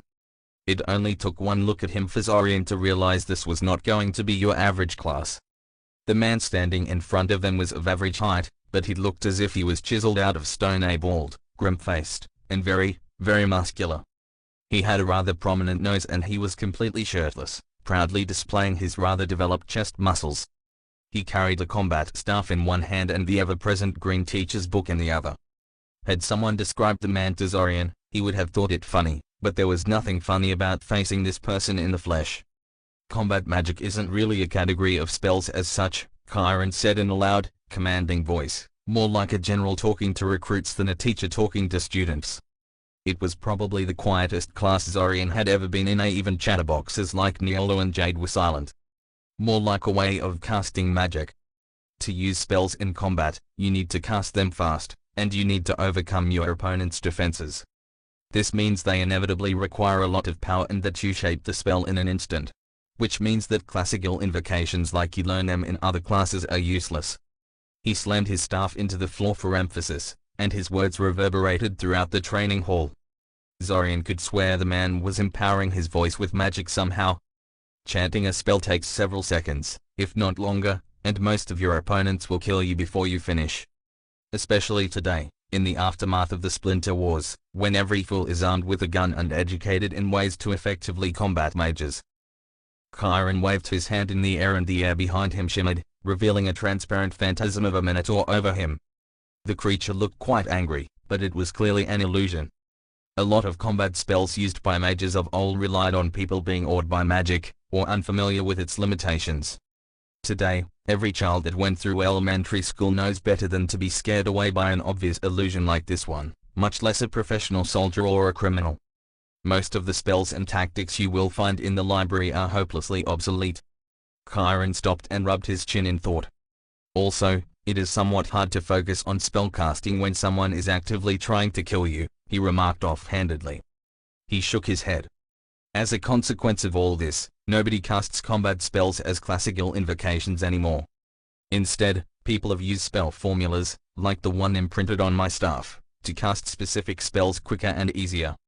I won't even be teaching you how to cast combat spells without these items, since teaching you how to use classical invocations effectively in battle would take years. If you're really curious, you can always browse the library for the right chants and gestures and practice on your own. Then he handed them each a rod of magic missile and had them practice firing the spell at the clay dolls on the other end of the training hall, until their mana ran out. While he was waiting for the girl in front of him to run out of mana, Zorian studied the spell rod in his hand. It was a perfectly straight piece of wood that fit well into Zorian's hand and could be grasped at each of the two ends without any change in effect, that being a bolt of force emerging from the tip of the rod pointing away from the caster. When it was finally his turn, he realized that casting with the aid of a spell formula was almost insultingly easy. He didn't even have to think about it much, just point the rod in the desired direction and channel mana through it. The spell formula in the rod did almost everything by itself. The real problem was that a magic missile took a lot more mana than any other spell that Zorian had encountered, and he had burned through his mana reserves in only 8 shots. Drained of mana and a little disappointed in how quickly he ran out, Zorian observed Zack as he fired magic missile after magic missile with lazy confidence. Zorian couldn't help but feel a bit envious of the boy. The amount of mana Zack had to have used by now was easily 3 or 4 times bigger than his maximum. And Zack didn't appear to be slowing down at all, either. Well, I'm going to let you all go, even though the class isn't officially over yet, Chiron said. You're all out of mana, with the exception of Mr. Novita here, and combat magic is all about practice. As parting words, I must caution you to use your newly acquired combat magic with restraint and responsibility. Otherwise, I will personally hunt you down. If it were any other professor saying this, Zorian would have laughed, but Chiron might just be crazy enough to do it. Then it was time for spell formula class, which was the very branch of magic that was used to build the focusing aids they used in their combat magic class. Their teacher, a young woman with gravity-defying orange hair that stood up like the flame of a candle, reminded Zorian of Zenoma Olgai with her enthusiasm for the subject. Zorian actually liked spell formulas, but not quite as much as Norabel thought was appropriate. Her recommended reading included 12 different books, and she immediately announced that she would be organizing bonus lectures each week for those interested in learning more. Then she gave them a short test. It had 60 questions, to check how much they remembered from their last 2 years. She then wrapped up the class by telling them to read the first 3 chapters from one of the books on her recommended reading list for the next class, which was tomorrow. After that, the rest of the day was like a relaxation period in comparison. Break dash. Zorian knocked on the door in front of him, nervously fidgeting in place. The first week of school was rather uneventful, aside from finding out that advanced mathematics was also taught by Norabel, and she was similarly enthusiastic about that subject as well, giving them another preliminary test and more recommended reading. Still, it was now Friday, and it was time to meet his mentor. "Come in," a voice sounded from the room, and Zorian swore he could feel the impatience in the voice already, like the man felt Zorian was wasting his time before he even saw him. He opened the door and came face to face with Xvim Zhao, the notorious mentor from hell. Zorian could tell straight from his facial expression that Xvim didn't think much of him. "Zorian Kaczynski? Sit down please," Xvim ordered, not even bothering to wait for an answer. Zorian barely caught the pen the man threw at him the moment he sat down. "Show me your basic 3, his mentor ordered, referring to the shaping exercises they were taught in their second year. He had heard about this part. No one had ever mastered the basic 3 enough to impress Xvim. Sure enough, Zorian had barely begun levitating the pen when he was interrupted. "Slow," Xvim pronounced. "It took you a full second of concentration to snap into a proper mindset. You must be faster. Start over. Start over. Start over. Start over." He kept saying that, again and again, until Zorian realized it had been a whole hour since they had started with this. He had completely lost track of time in his attempt to focus on the exercise instead of his growing desire to ram the pen into Xvim's eye socket. "Start over." The pen immediately rose into the air, before Xvim was even done talking. Really, how could he possibly get any faster than this with the exercise? He lost focus when a marble collided with his forehead, disrupting his concentration. "You lost focus," Xvim admonished. "You threw a marble at me," protested Zorian, unable to quite accept that Xvim had really done something so childish. "What did you expect would happen?" "I expected you to maintain focus on the exercise anyway," Xvim said. "Had you truly mastered the exercise, such a minor disturbance would not have impeded you. It seems I have once again been regretfully proven right. The inadequacy of current academy curricula has stunted the growth of another promising student. It seems we have to start with the very basics of mana shaping. We will go through each of the basic 3 until you can do them flawlessly." "Professor, I had those exercises mastered a year ago," Zorian protested. He was not wasting his time with the basic 3. He had already spent too much time refining those in his opinion. "You have not," Xvim said, sounding as if he was affronted Zorian would even suggest such a thing. Being able to perform the exercise reliably is not the same as mastering it.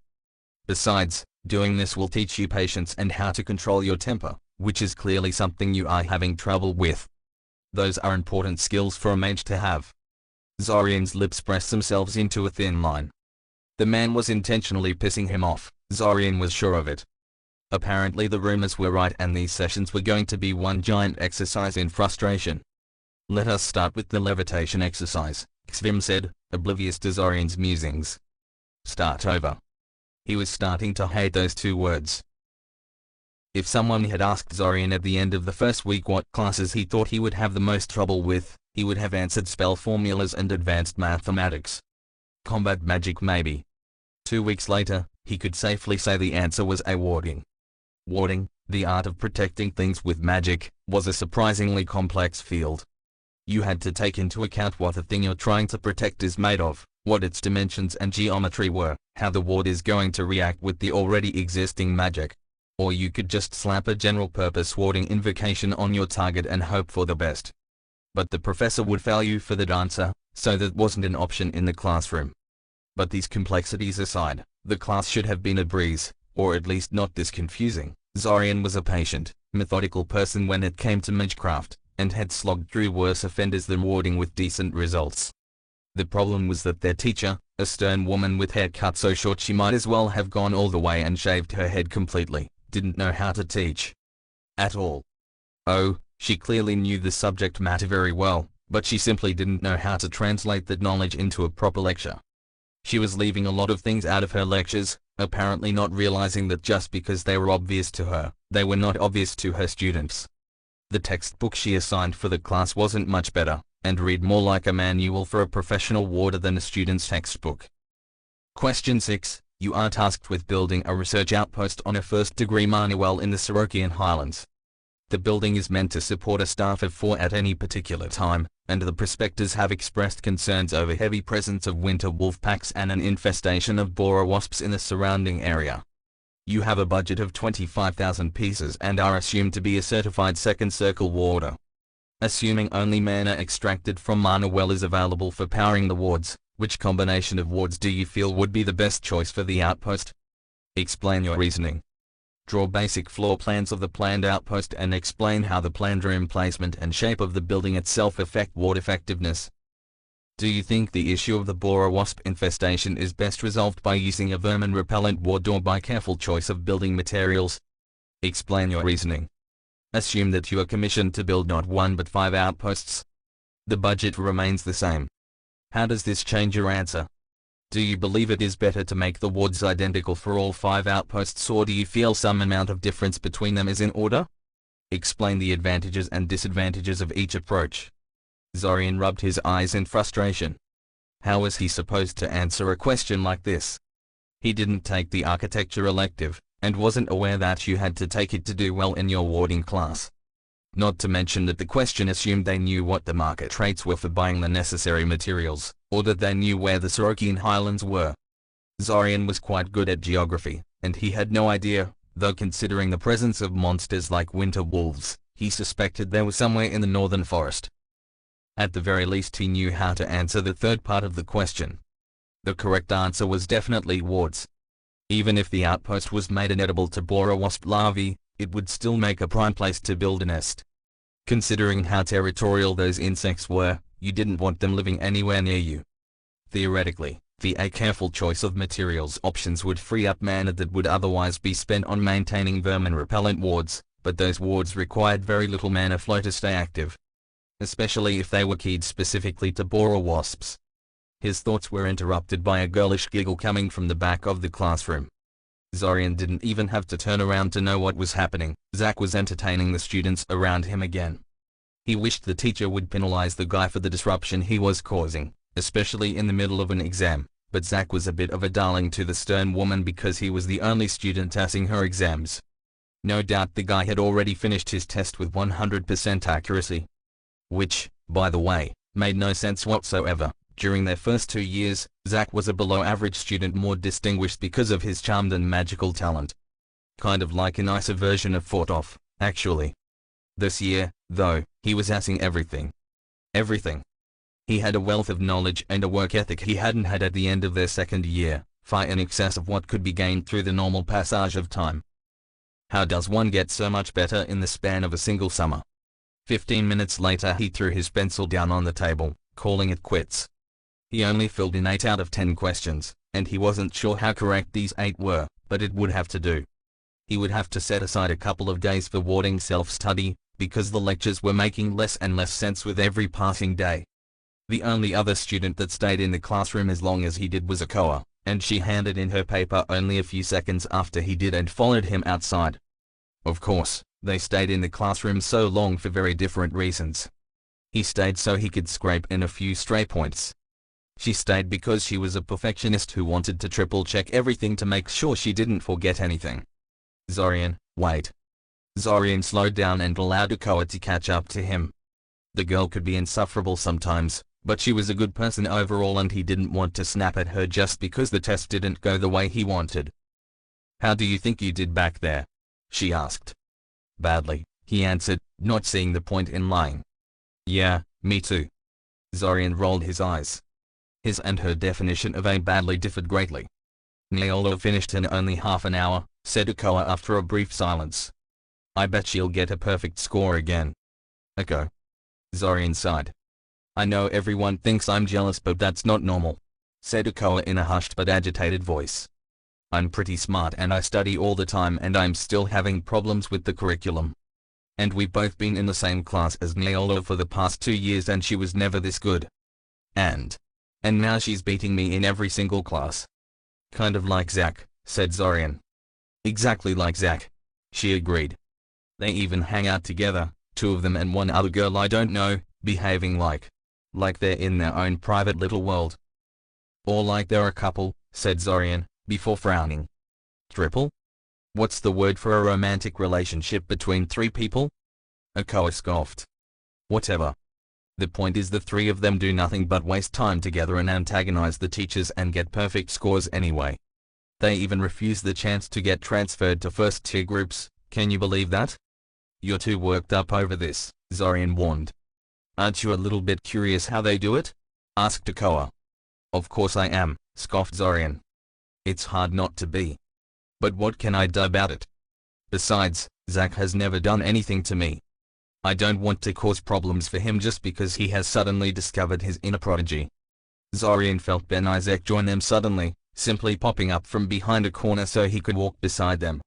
Sometimes Zorian wondered if the chubby boy could smell gossip. I know what you mean, Ben Isaac said.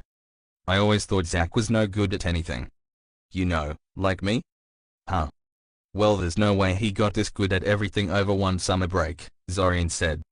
I guess he was pulling the wool over our eyes all this time. Man, that's so stupid, said Ben Isaac. If I were that good I'd make sure everyone knew it. I don't think he was faking lack of skill for 2 years straight, Akoa huffed. He would have slipped at least occasionally. Well, what's left then? Zorian asked. He refrained from listing some of the more obscure ways such a rapid growth could be accomplished with magic, because most of them were criminal and he was sure the Academy checked Zack to make sure he wasn't a shape-shifting imposter or possessed by the ghost of a long-dead mage. Maybe he knows the answers in advance, she suggested. Only if he's an oracle, Ben Isaac said. Bull gave him an oral exam last Tuesday when you went home early, and he was rattling off answers like he swallowed the textbook. The conversation died down as all 3 filed into the alchemy classroom, which was really more of a big alchemy workshop than a typical classroom. There were about 20 tables, each one full of various containers and other equipment. All ingredients for the day's lesson were already set out in front of them, though some would require additional preparation before they could be used in whatever process they were learning about that day. He was pretty sure they weren't going to be putting live cave crickets into the boiling solution, for instance. Alchemy, like warding, was a complicated art, but their alchemy teacher knew her stuff and knew how to teach, so Zorian wasn't having any issues with the class.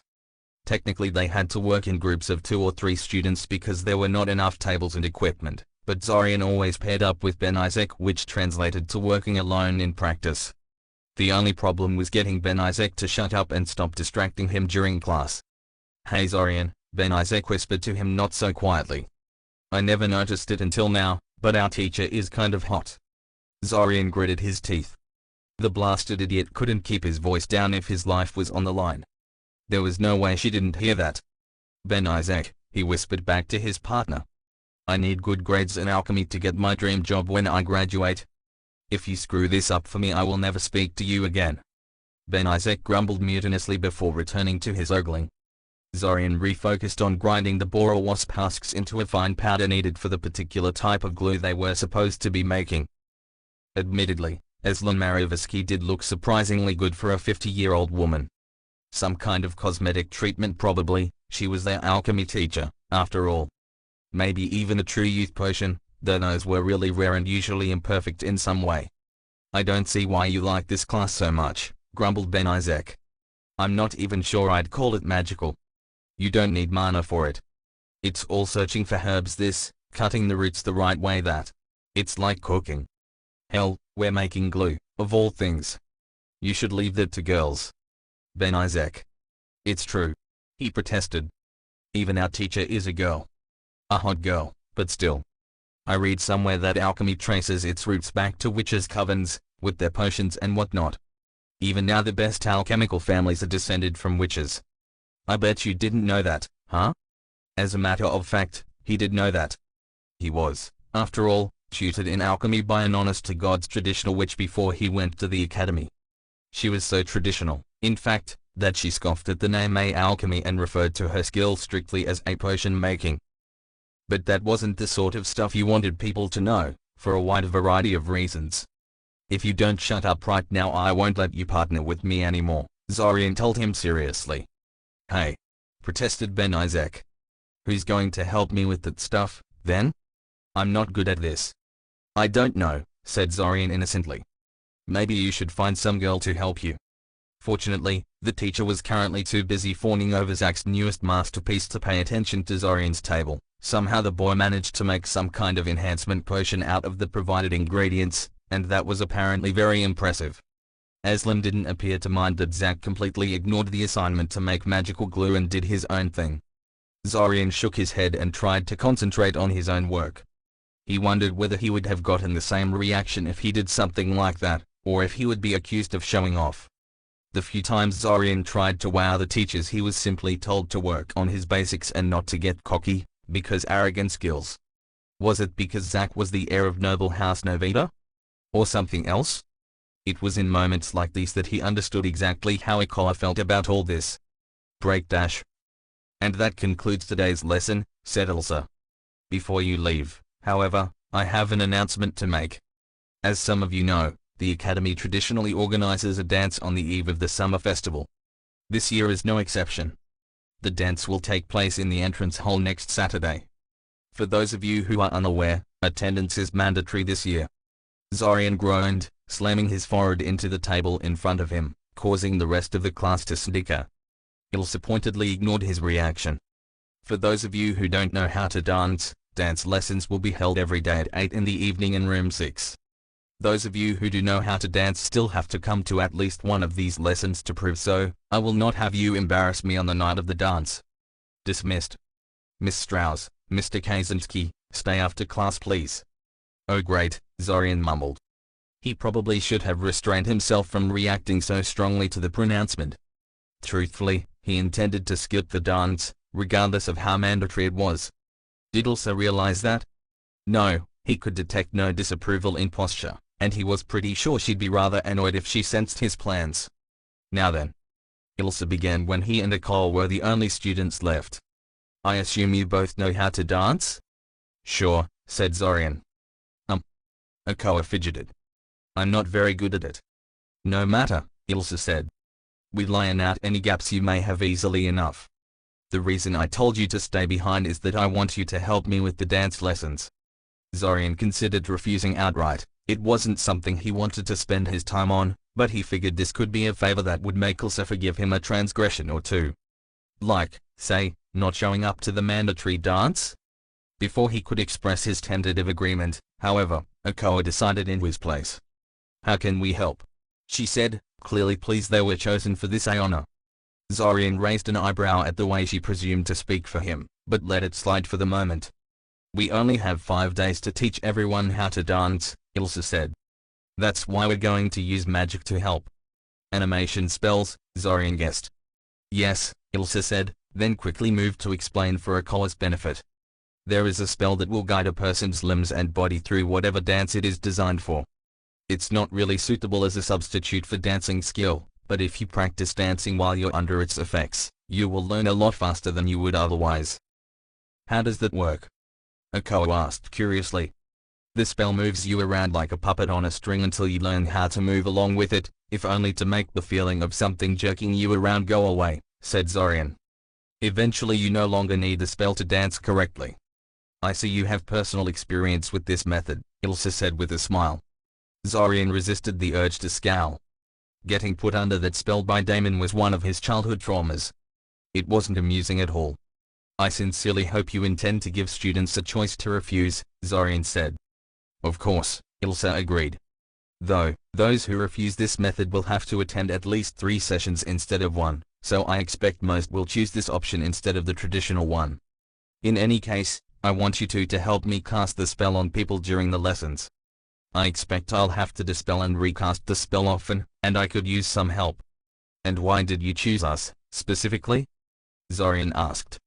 You both have decent control over your magic and you seem responsible enough to be taught such a spell.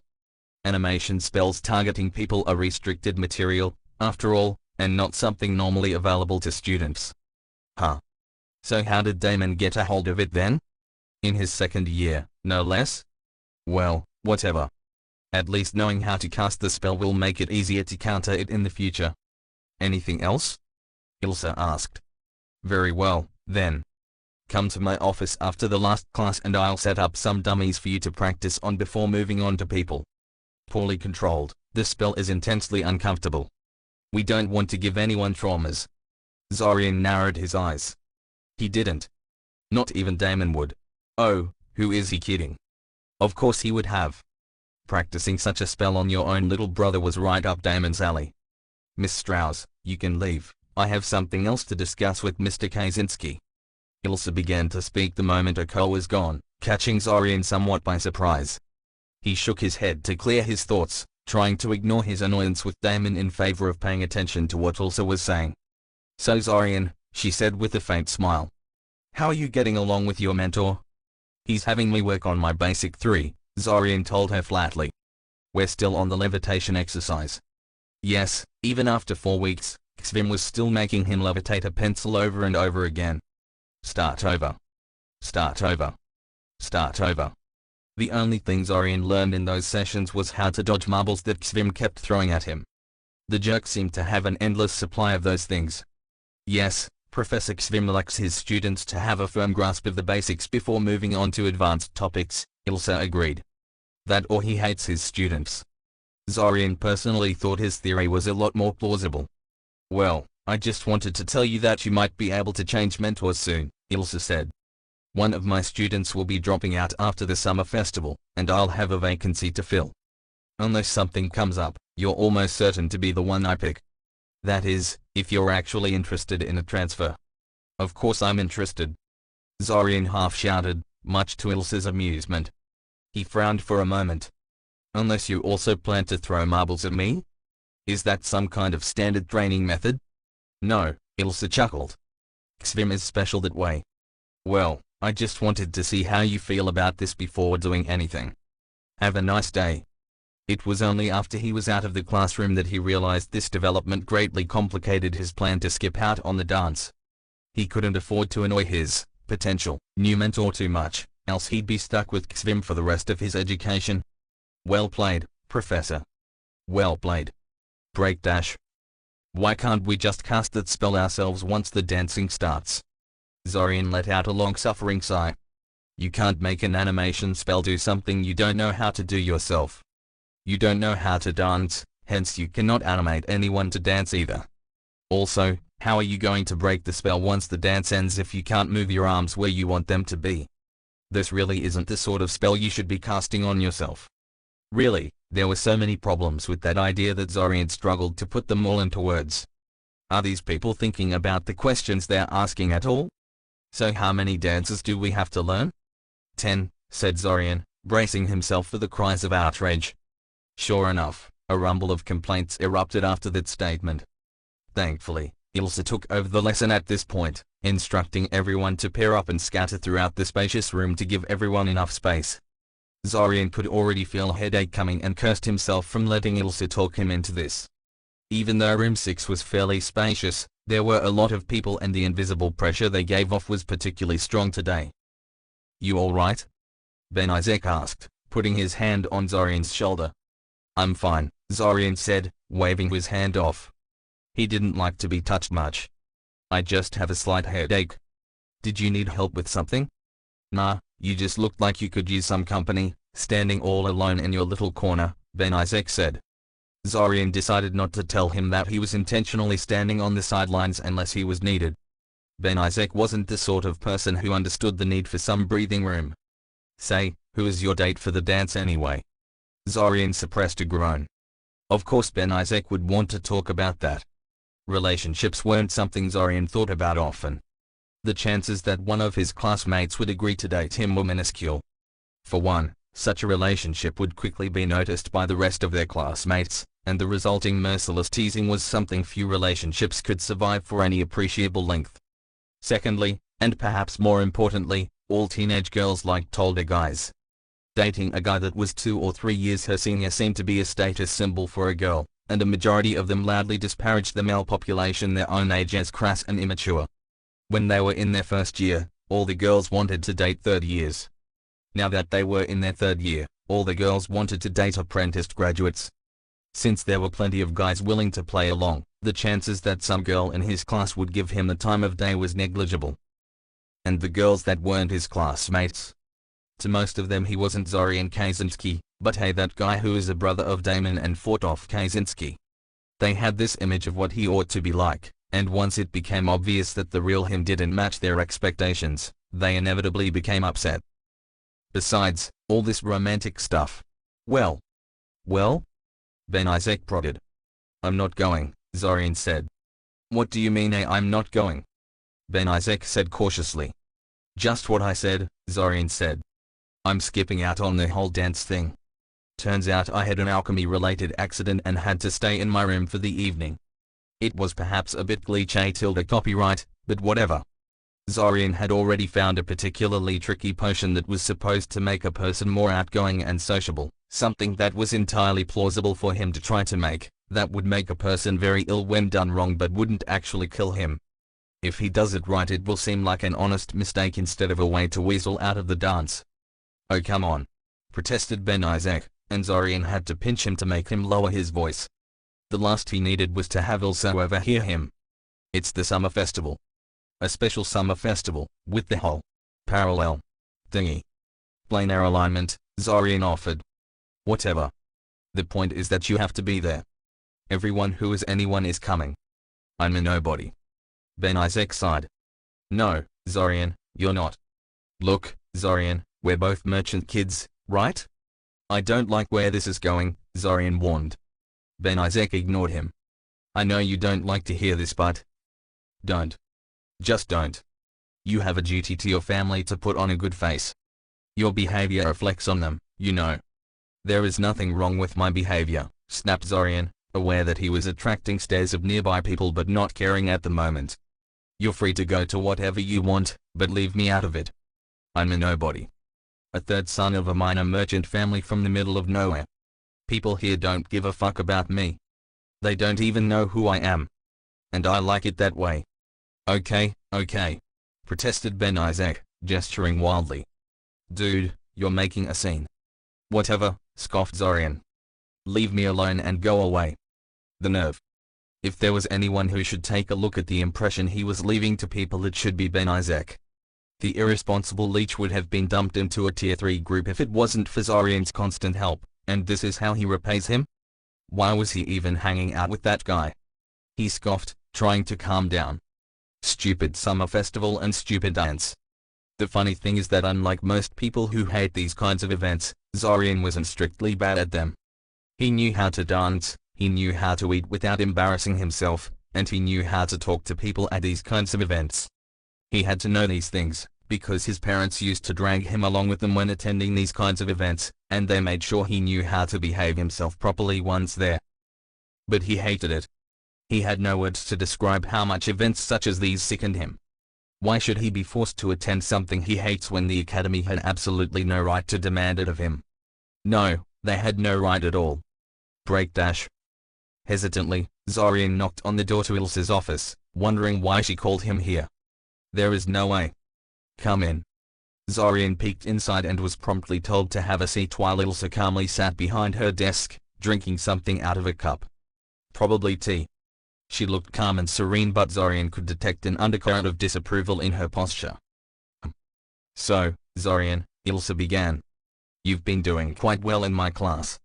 Thank you, Professor, said Zorian cautiously. I try.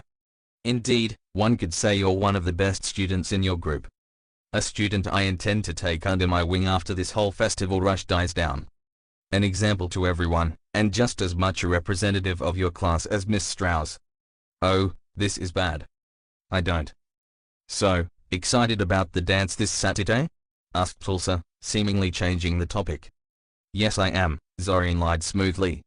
It sounds like lots of fun. That's good, Ilsa said happily.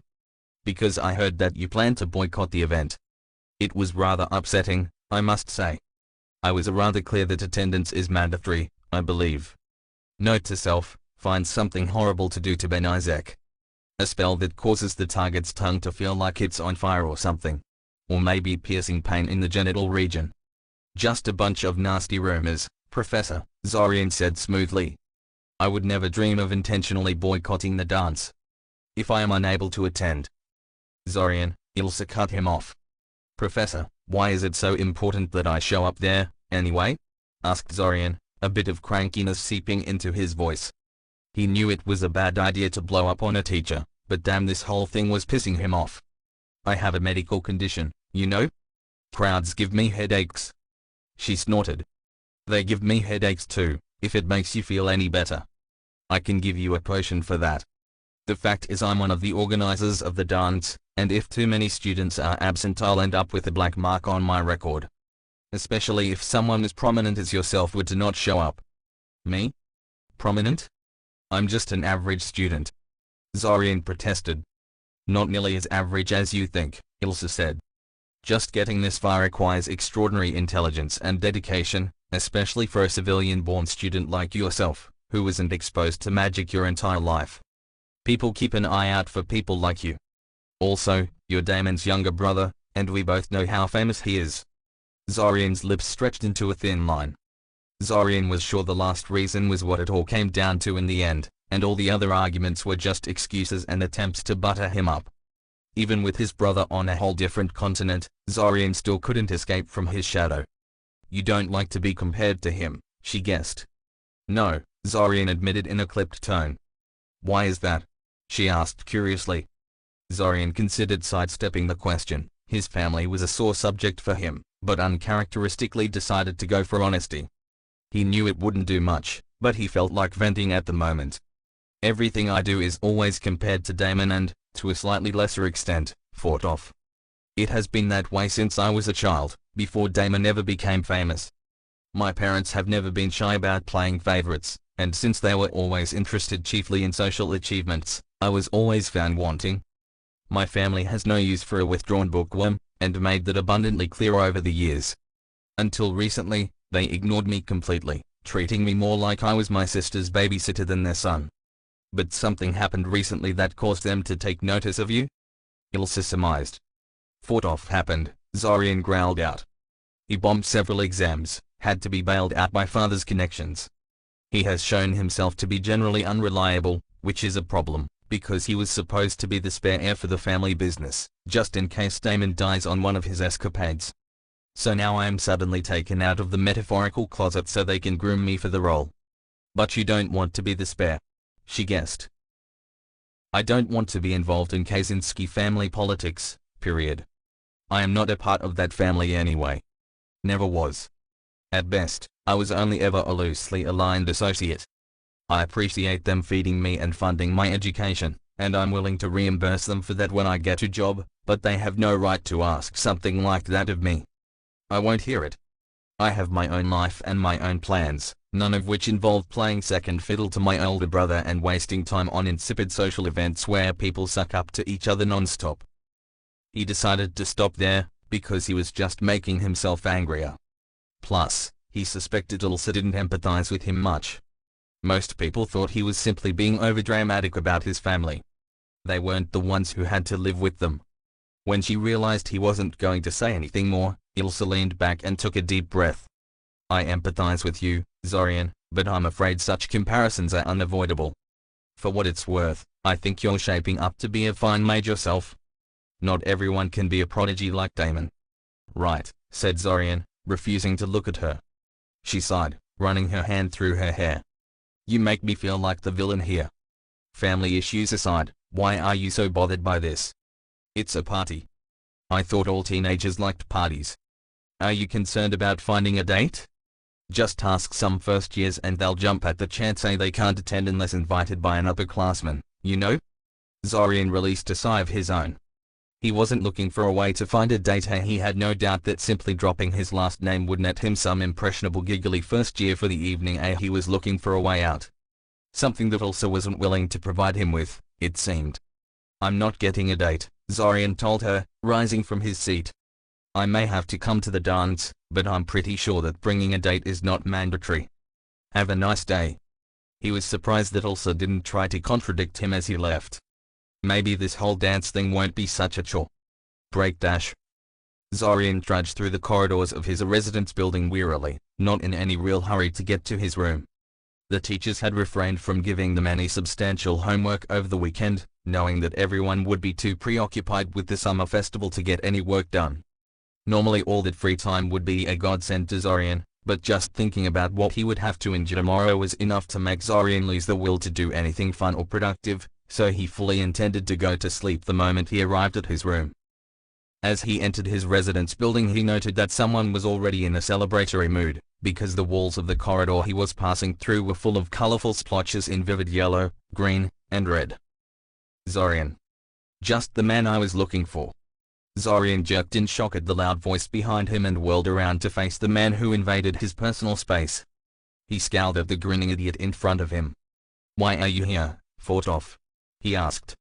"What, I can't visit my little brother," he protested. "You too good to hang out with big bro? Cut the crap, Fortov. You never come to me when you just want to hang out with someone. What do you need help with, now?" "That's totally not true," he huffed. "You're my favorite brother, you know?" Zorian stared at him impassively for a few seconds. "Damon isn't here, so you'll settle for me, huh?" "Damon is an asshole," Fortov snapped. "Ever since he got famous he's always too busy to help out his younger brother. I swear, that guy only thinks about himself." "The hypocrisy is thick with this one," Zorian mumbled. "Sorry, I didn't catch that," Fortov said. Nothing," Zorian waved dismissively. "So what kind of trouble are you in now?" I might have promised a friend I'll make her an anti-rash potion," Fortov said sheepishly. "There is no such thing as an anti-rash potion," huffed Zorian. "There is, however, an anti-rash salve, which is applied directly to the affected skin instead of being imbibed like a potion is. This just shows what a total dunderhead you are when it comes to alchemy.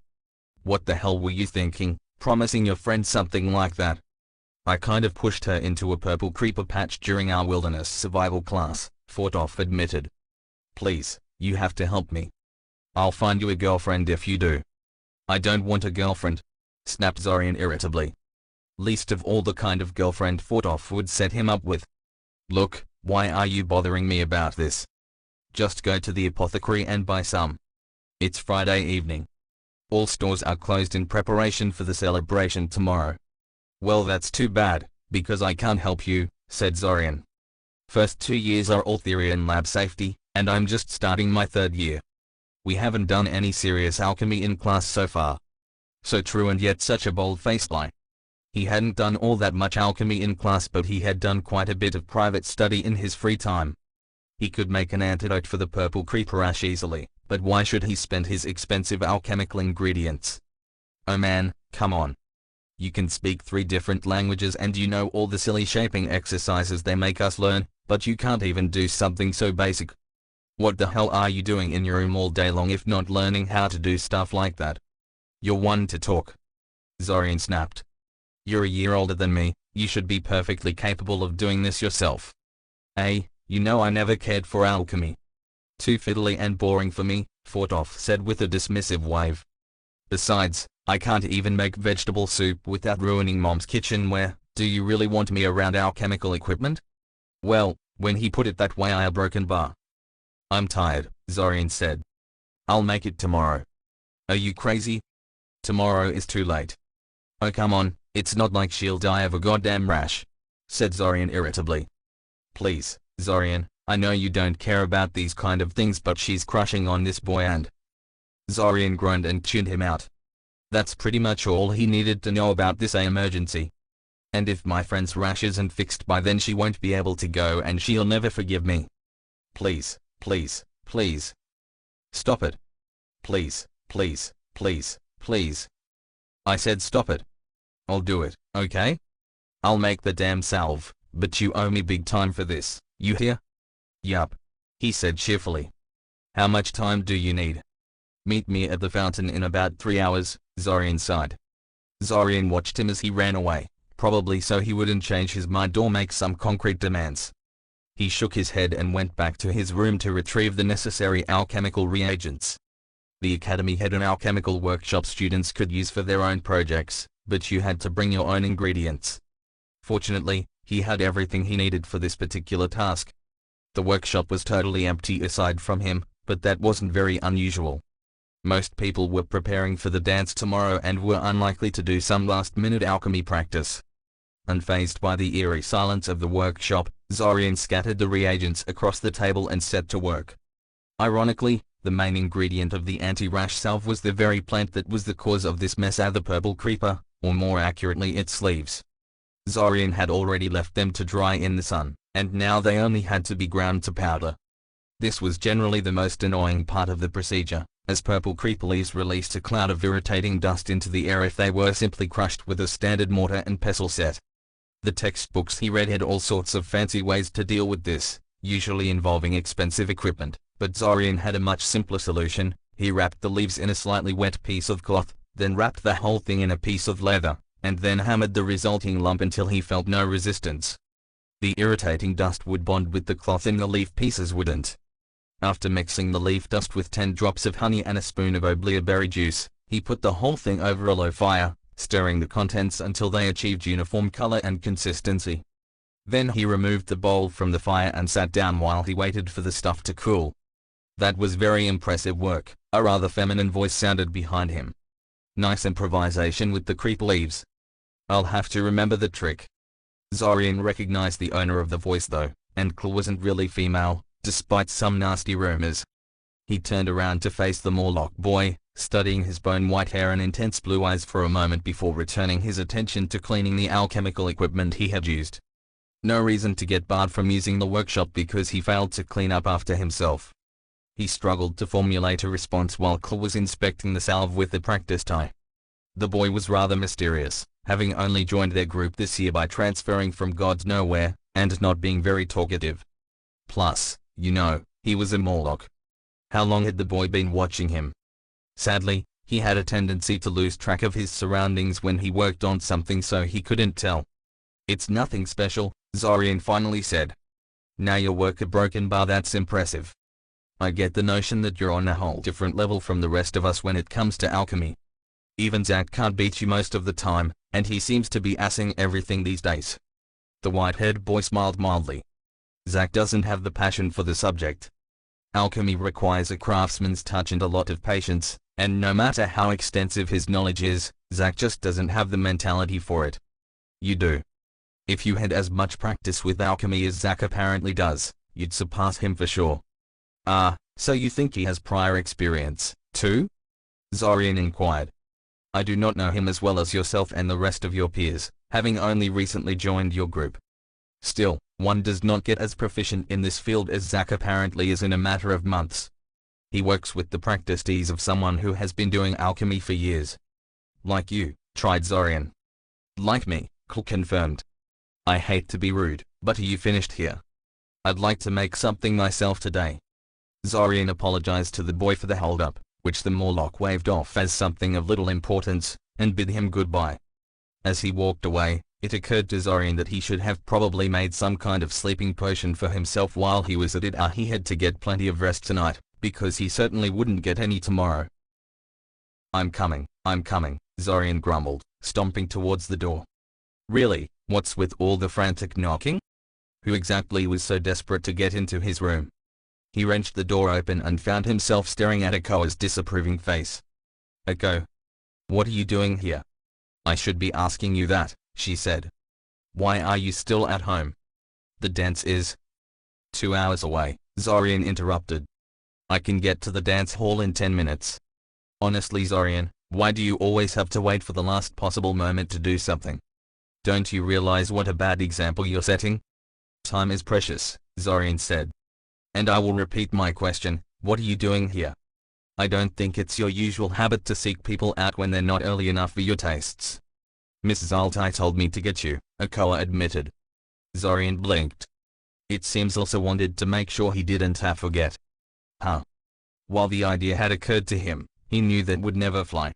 She also said you couldn't find a date, so that will be me for the evening, Akoa continued in a more subdued tone, suddenly finding the door frame interesting enough to merit examination. Zorian scowled. How does a refuse to bring a date become a couldn't find a date? It seemed that Elsa, like his mother, had a tendency to translate his words into whatever was most convenient to her purposes. The two of them would get along quite well, Zorian suspected. Anyway, get dressed so we can go already, she said, suddenly regaining her confidence. You might be alright with cutting things close, but I'm not. Zorian stared at her for a full second, trying to decide what to do. He was half tempted to slam the door in her face and refuse to participate in this farce, but he supposed it wasn't Ikoa's fault that she got roped into this. In all likelihood she had more pleasant plans for the evening than accompanying a surly boy who loathed the experience. He shooed her into the room and went into the bathroom to get dressed.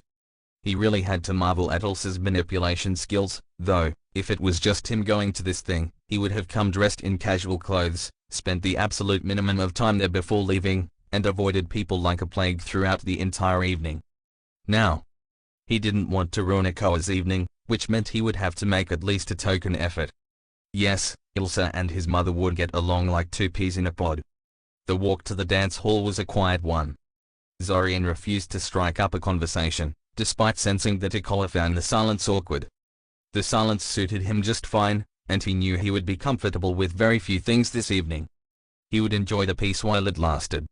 Which wasn't long. The hall that the academy set aside for this event was about 10 minutes away from his residence building. The moment they approached it, they were greeted with the sight of a large gathering in front of the entrance, full of excited students engaged in animated discussions. Zorian paled a little at the sight of the dense throng. He was getting a headache just by looking at them.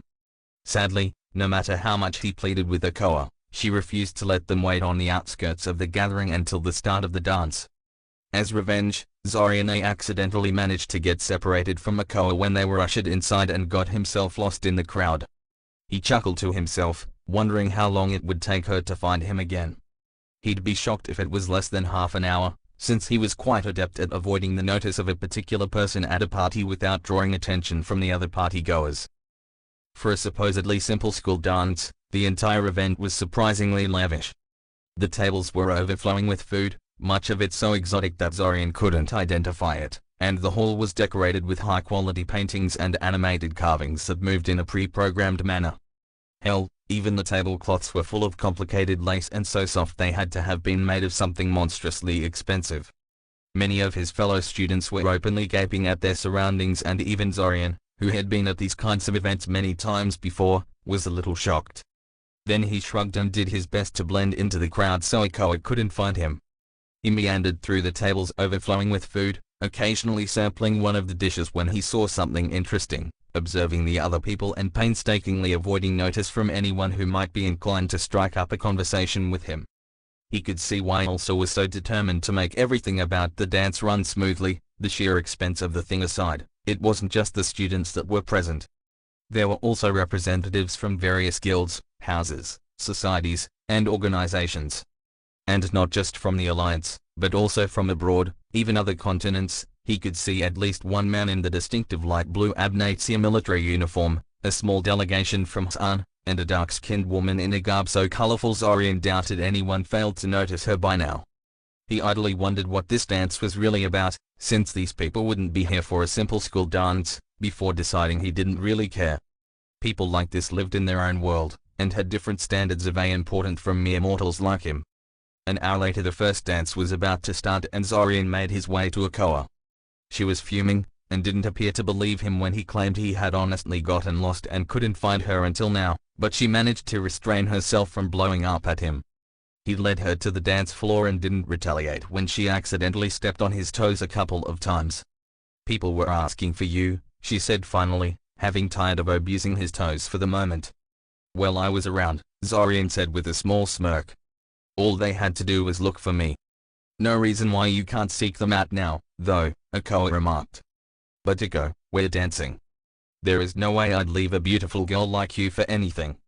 "I've left you unattended for too long as it is," Zorian said, not a trace of mocking in his voice. It was a practiced skill. She glared at him, but Zorian could see she liked the compliment. Sadly, it didn't stop her from dragging him off to meet one group of people after another soon afterwards. Zorian hated being put on display like that, but he suspected Ako was under orders from Lissa, so he didn't snap at her. He was surprised his stalling had worked for as long as it did, really. Zorian found himself memorizing various faces, names, and titles, despite not caring much. It was instinctive to him by now, and he did it even when he didn't mean to, the legacy of his family's failed attempt to turn him into a party animal. Kaczynski?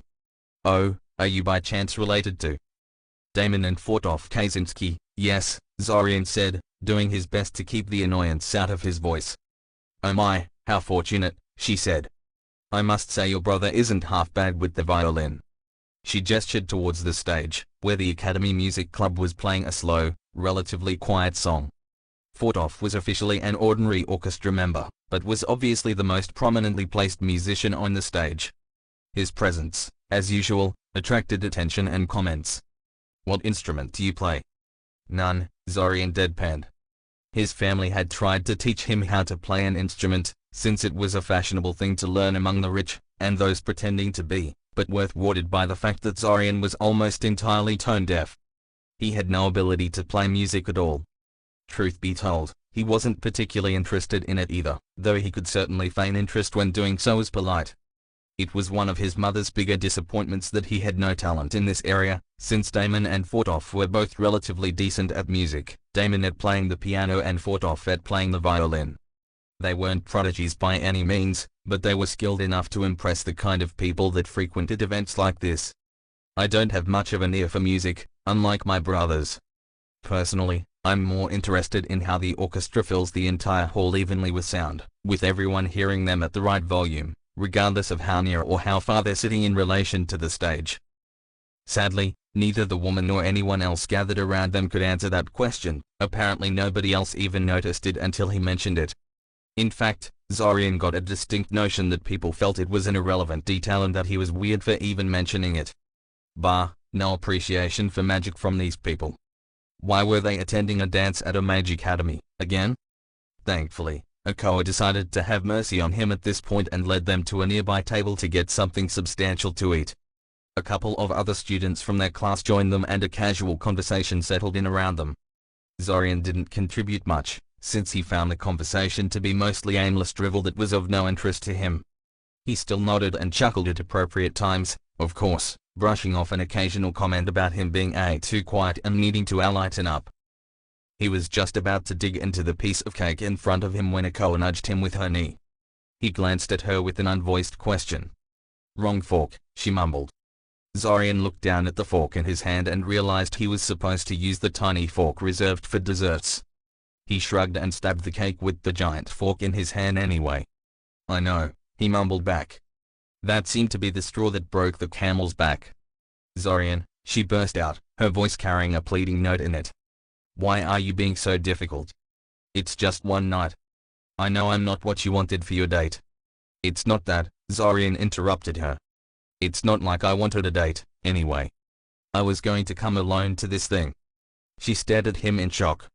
She seemed emotionally crushed, and Zorian didn't understand why. Why you'd rather go alone than with me? She asked. Oh crap. All this time he thought Akoa was roped into this to keep an eye on him, but what if she had wanted to go with him? That. She fled before he could figure out something to say. He swore under his breath and buried his face in his hands. This is why he hated these kind of events. Break dash. An hour later he was pretty sure Akoa was no longer in the dance hall and that she wasn't going to come back. He didn't really want to chase her through the streets in the middle of the night, so he refrained from following her outside. Besides, what was he supposed to say to her? He wouldn't know where to even start. He thought about going home himself, but in the end he simply climbed up onto the roof of the dance hall and observed the stars. He wasn't going to get much sleep tonight, anyway. To keep his mind occupied, he silently named all the stars and constellations he could see. Due to his interest in the topic as a child and the astronomy class they had in their first year at the academy, he knew quite a bit. It was a full hour before he ran out of things to name and describe. Monday was going to be awkward. Zorian had no doubt their little drama was overheard and would be the topic of conversation for several weeks to come. Considering that Akoa was a bit of a teacher's pet in most of the subjects, the teachers could very well decide to make his life more difficult in the days to come as well. Damn it all. It was the sound of fireworks that broke him out of his thoughts.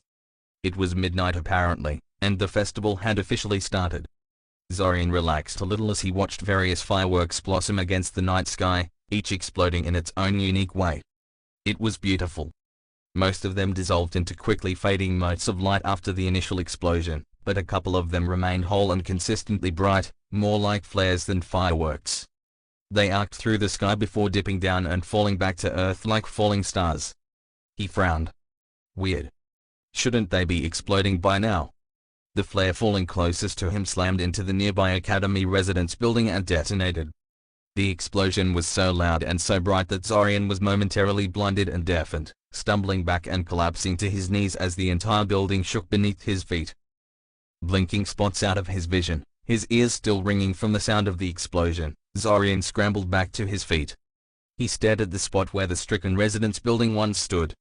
Virtually the entire building had been leveled to the ground, everything flammable in the vicinity of the impact site was burning, and strange flaming shapes were emerging from the epicenter of the destruction. Wait a minute. That's his residence building. He collapsed to his knees again as the implications of this hit him. If he had opted to stay in his room like he had originally planned, he'd have been dead right now. It was a sobering thought. But what the hell was happening here? That was no firework, that's for sure. It looked and sounded more like a high-level artillery spell.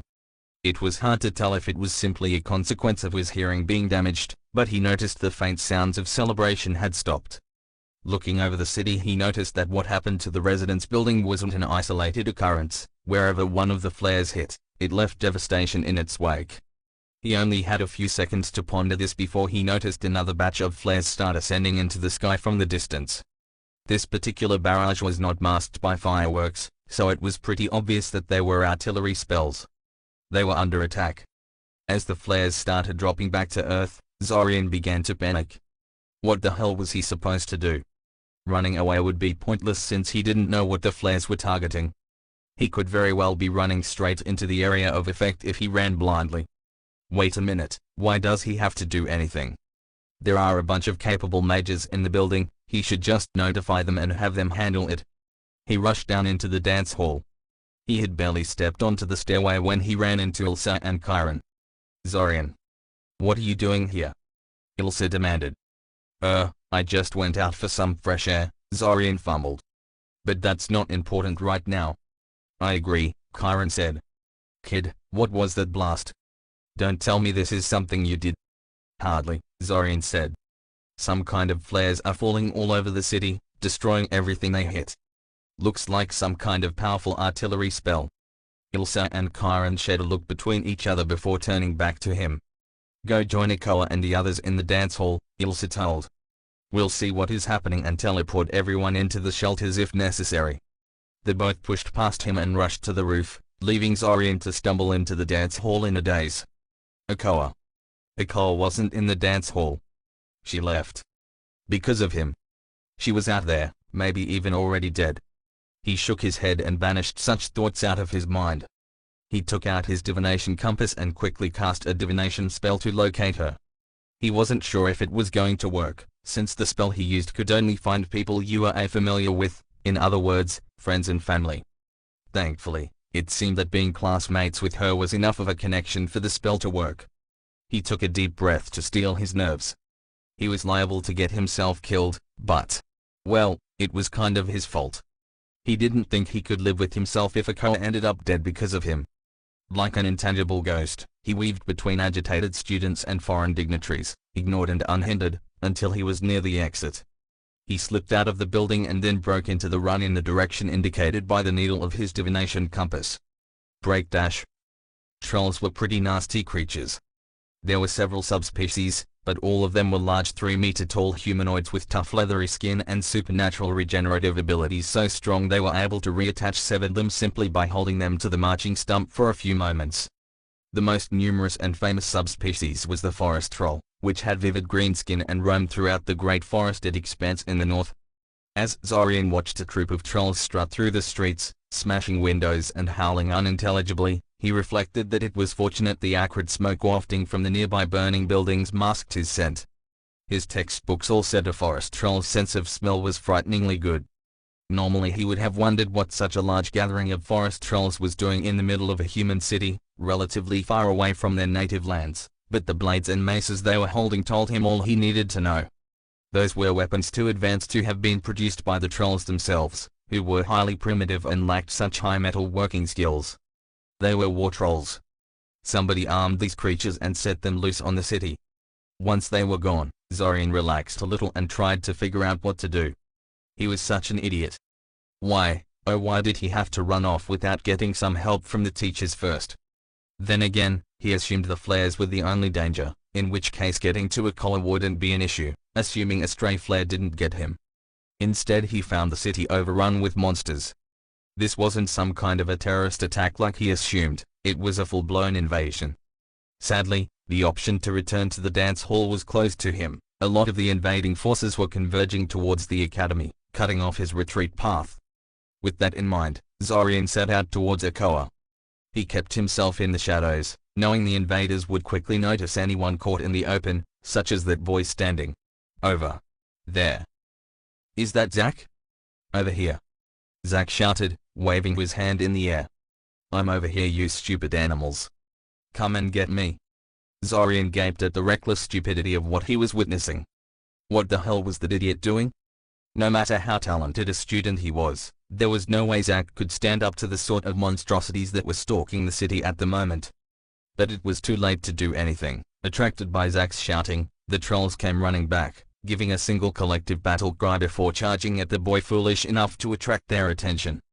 Zorian could tell from Zack's posture that he intended to fight the trolls, which he thought was pretty crazy. What could he do against a creature that regenerates from virtually any wound done to it? Only fire and acid could do permanent harm, and they didn't. Zack grasped his staff firmly in his hand, his other hand outstretched in the direction of the charging trolls. A roaring fireball erupted from his hand and exploded right in the middle of the troll formation. When the flames cleared, only charred corpses remained. Zorian was shocked. A proper fireball like that was a third circle spell, and required a sizable amount of mana to cast, much more than any academy student had. Even Damon could not have cast that spell when he was Zack's age. Yet not only had Zack successfully done it, he didn't even appear drained from the action. Indeed, when a flock of ironbeaks attacked soon after, raining their deadly feathers at the boy, Zack simply erected an aegis, a freaking aegis, around himself and peppered the birds with tiny fireballs that homed in on their targets, like magic missiles made out of fire. Zorian was transfixed by the sight of his classmate effortlessly fighting off hordes of monsters single-handedly. So much so that he almost failed to notice one of the winter wolves attacking Zack had stealthily broken off from the main pack and was sneaking up on him. Almost. Thankfully, some primal instinct alerted him to the danger and he threw himself to the side, narrowly avoiding the creature's deadly pounce. Zorian cursed himself as he watched the winter wolf reorient itself with startling ease for something so large, ready for another pounce. He really should have expected to be targeted, considering the amount of attention Zack was drawing to himself. He should have used Zack's fighting as a distraction and fled while he had the chance. Now it was too late. Zorian knew he was not fast enough to outrun a winter wolf, and he had no combat spells with which to defend himself. Or rather, no spell rods and such. If he survived the evening, he would definitely learn a few combat invocations, obsolete as they may be. It was a big if, though. A shining bolt of force slammed into the winter wolf's head, causing it to explode in a gory mess of blood and bone fragments. Zorian didn't know whether to be disgusted that he was showered by some of the bloody mess or relieved he would live for a little while longer. He also noted that the effects of the bolt were a bit strong for a regular magic missile. He supposed this was just another example of Zack's baffling proficiency with combat magic. Zorian? What the hell are you doing here? Zorian looked at Zack speculatively. Noticing the trail of corpses left in the other boy's wake, Zorian eyed the staff in his right hand and the belt full of spell rods. For all his seeming recklessness, Zack certainly came prepared. He was half tempted to ask the boy the very same question, but decided that would be needlessly antagonistic. Zack did just save his life, after all. He decided to go for honesty. Maybe the other boy would be willing to help him get to Akoa, considering his awe-inspiring fighting skills. Searching for Akoa. She left the dance a while before the attack and it's kind of my fault. Zack groaned. Man, and I even went to the trouble of making sure you go to the dance, too. It's like you want to get killed or something. You? Asked Zorian incredulously. You're the one that told Ilsa I wasn't planning to go? All this time I've blamed Ben Isaac. How did you even know about it? You always stay in your room and get killed in the initial barrage if I don't do something to stop it.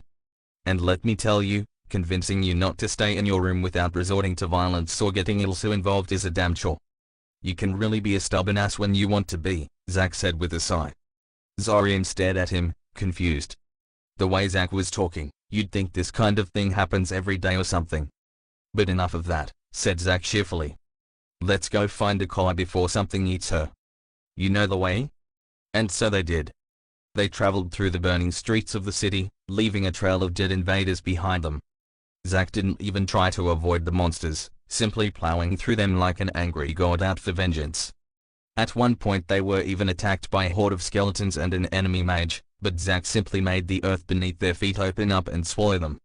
Zorian dutifully kept his mouth shut and never questioned Zack about his seemingly inexhaustible mana reserves or his knowledge of advanced magic that should be beyond his access level and proficiency, content to enjoy the benefits of Zack's skill and talent. He would never have come this far without Zack's help, and he was honestly grateful for the boy's assistance. Zack could keep his secrets, whatever they were. They eventually found Akoa barricaded in the upper floor of one of the houses. Apparently she was chased there by a pack of winter wolves and then refused to leave for fear that the creatures were waiting for her to come out. Smart, really. Smarter than what Zorian had done, that's for sure. Fortunately, there was no trace of winter wolves around the house at this point, not that Zack was likely to have had any trouble with them if they were present, so they moved to the slightly frustrating task of convincing Akoa that it was safe to unbarricade the door. Apparently her experience with the winter wolves had shaken her up pretty badly. Zorian was certain she would blame him for causing her to leave the safety of the dance hall, so he was quite surprised when Akoa immediately latched onto him when she finally opened the door, hugging him and sobbing into his shoulder. I thought I was going to die, she wailed. There were these huge birds flinging iron feathers everywhere and the winter wolves and... Zorian opened his mouth in confusion, unsure how to deal with such an emotional outburst. He shot Zack a pleading look, but the boy merely grinned at him cheekily, apparently amused by the reaction. Ah, young love, Zack nodded to himself knowingly. But I'm afraid you'll have to continue your heartfelt reunion back in the shelters. Yes. Akoa shouted immediately, raising her face out of Zorian's shoulder. She totally ignored Zack's jab about them being in love, though Zorian suspected it was because she hadn't even heard that part. She was still clutching his torso with an iron grip, as if afraid he'd disappear if she let go. It was kind of painful, but he refrained from telling her so. The shelters. We'll be safe there. Zack flinched back for a moment before catching himself. It was so quick Akoa didn't appear to have noticed, but Zorian did. So the shelters weren't safe either? But apparently they were still safer than where they were right now, because Zack appeared determined to go through with it. Great, said Zack cheerily, clapping his hands in satisfaction. He took one of the spell rods out of his belt and handed it to Akoa. You hold on to, Zorian. What is that? Zorian asked suspiciously. The rod had none of the markings that might identify what it was for, which made Zorian a bit leery of it. Using unknown magical objects without identifying what they're for was a big no-no if you wanted to remain healthy and alive into your old age. It's a teleport rod, Zack said. It's programmed to transport whoever is holding it to the shelters. I've set it to a 30-second delay, so hold it before you're left behind. But what about you? Akoa asked. You need to hold on to before it activates. Ah, no, Zack said, waving her off. I still have unfinished business here. Unfinished business? Akoa protested. Zack, this isn't a game. These things are going to kill you. I'm perfectly capable. Zorian wasn't sure what tipped him off, exactly. He just got a vague feeling of dread and knew he had to react immediately, much like what happened when the winter wolf tried to get a jump on him earlier. Wrenching himself free from Akoa's grip with a sudden jerk, he pushed Zack out of the way of the incoming spell. An angry red ray surged through the air in front of them, passing right where Zack's head was only a few moments ago, and hit the wall behind them. The jagged beam of red light bit deep into the wall, gouging a deep trench in it and shrouding the area in a cloud of fine dust. Crap, Zack said. He found me. Quick, hold the rod before... Akoa winked out of existence as the rod teleported her away to safety. It activates, finished Zack in a long-suffering tone. Damn it, Zorian, why didn't you hold on? You'd be dead, then. Zorian protested. He wasn't going to let a person who helped him so much tonight die from a stray spell if he could help it. Besides, whoever had cast it would surely falter Zack's magical might, just like the rest of the creatures and enemy mages they had encountered so far. Just how bad could this enemy caster be, really? A sudden gust of air blew the dust away and a gaunt humanoid figure stepped into view. Zorian actually gasped in surprise as he took in the appearance of the thing in front of them. It was a skeleton wreathed in sickly green light. Its bones were black with a strange metallic sheen, as if they were not bones at all, but rather a facsimile of a skeleton made out of some kind of black metal. Encased in gold-decorated armor, with a scepter held tightly in one of its skeletal hands and a crown full of purple gemstones, the creature looked like some long-dead king risen from the dead. It was a lich. It was a thrice-damned lich. Oh, they were so going to die. The lich swept its empty eye sockets over them. As Zorian's eyes met the black bits that once held the lich's eyes, an uncomfortable feeling washed over him, like the lich was peering into his very soul. After less than a second, the lich lazily shifted its attention to Zack, apparently dismissing Zorian as something of no consequence. So, the lich spoke, its voice resonant with power, "You're the one that has been killing my minions. Zorian, run away while I deal with this guy," Zack said, clutching the staff in his hand. Without waiting for a response, Zack launched a barrage of magic missiles towards the lich, who retaliated with a trio of purple beams as it erected an aegis around itself with a single wave of its bony hand.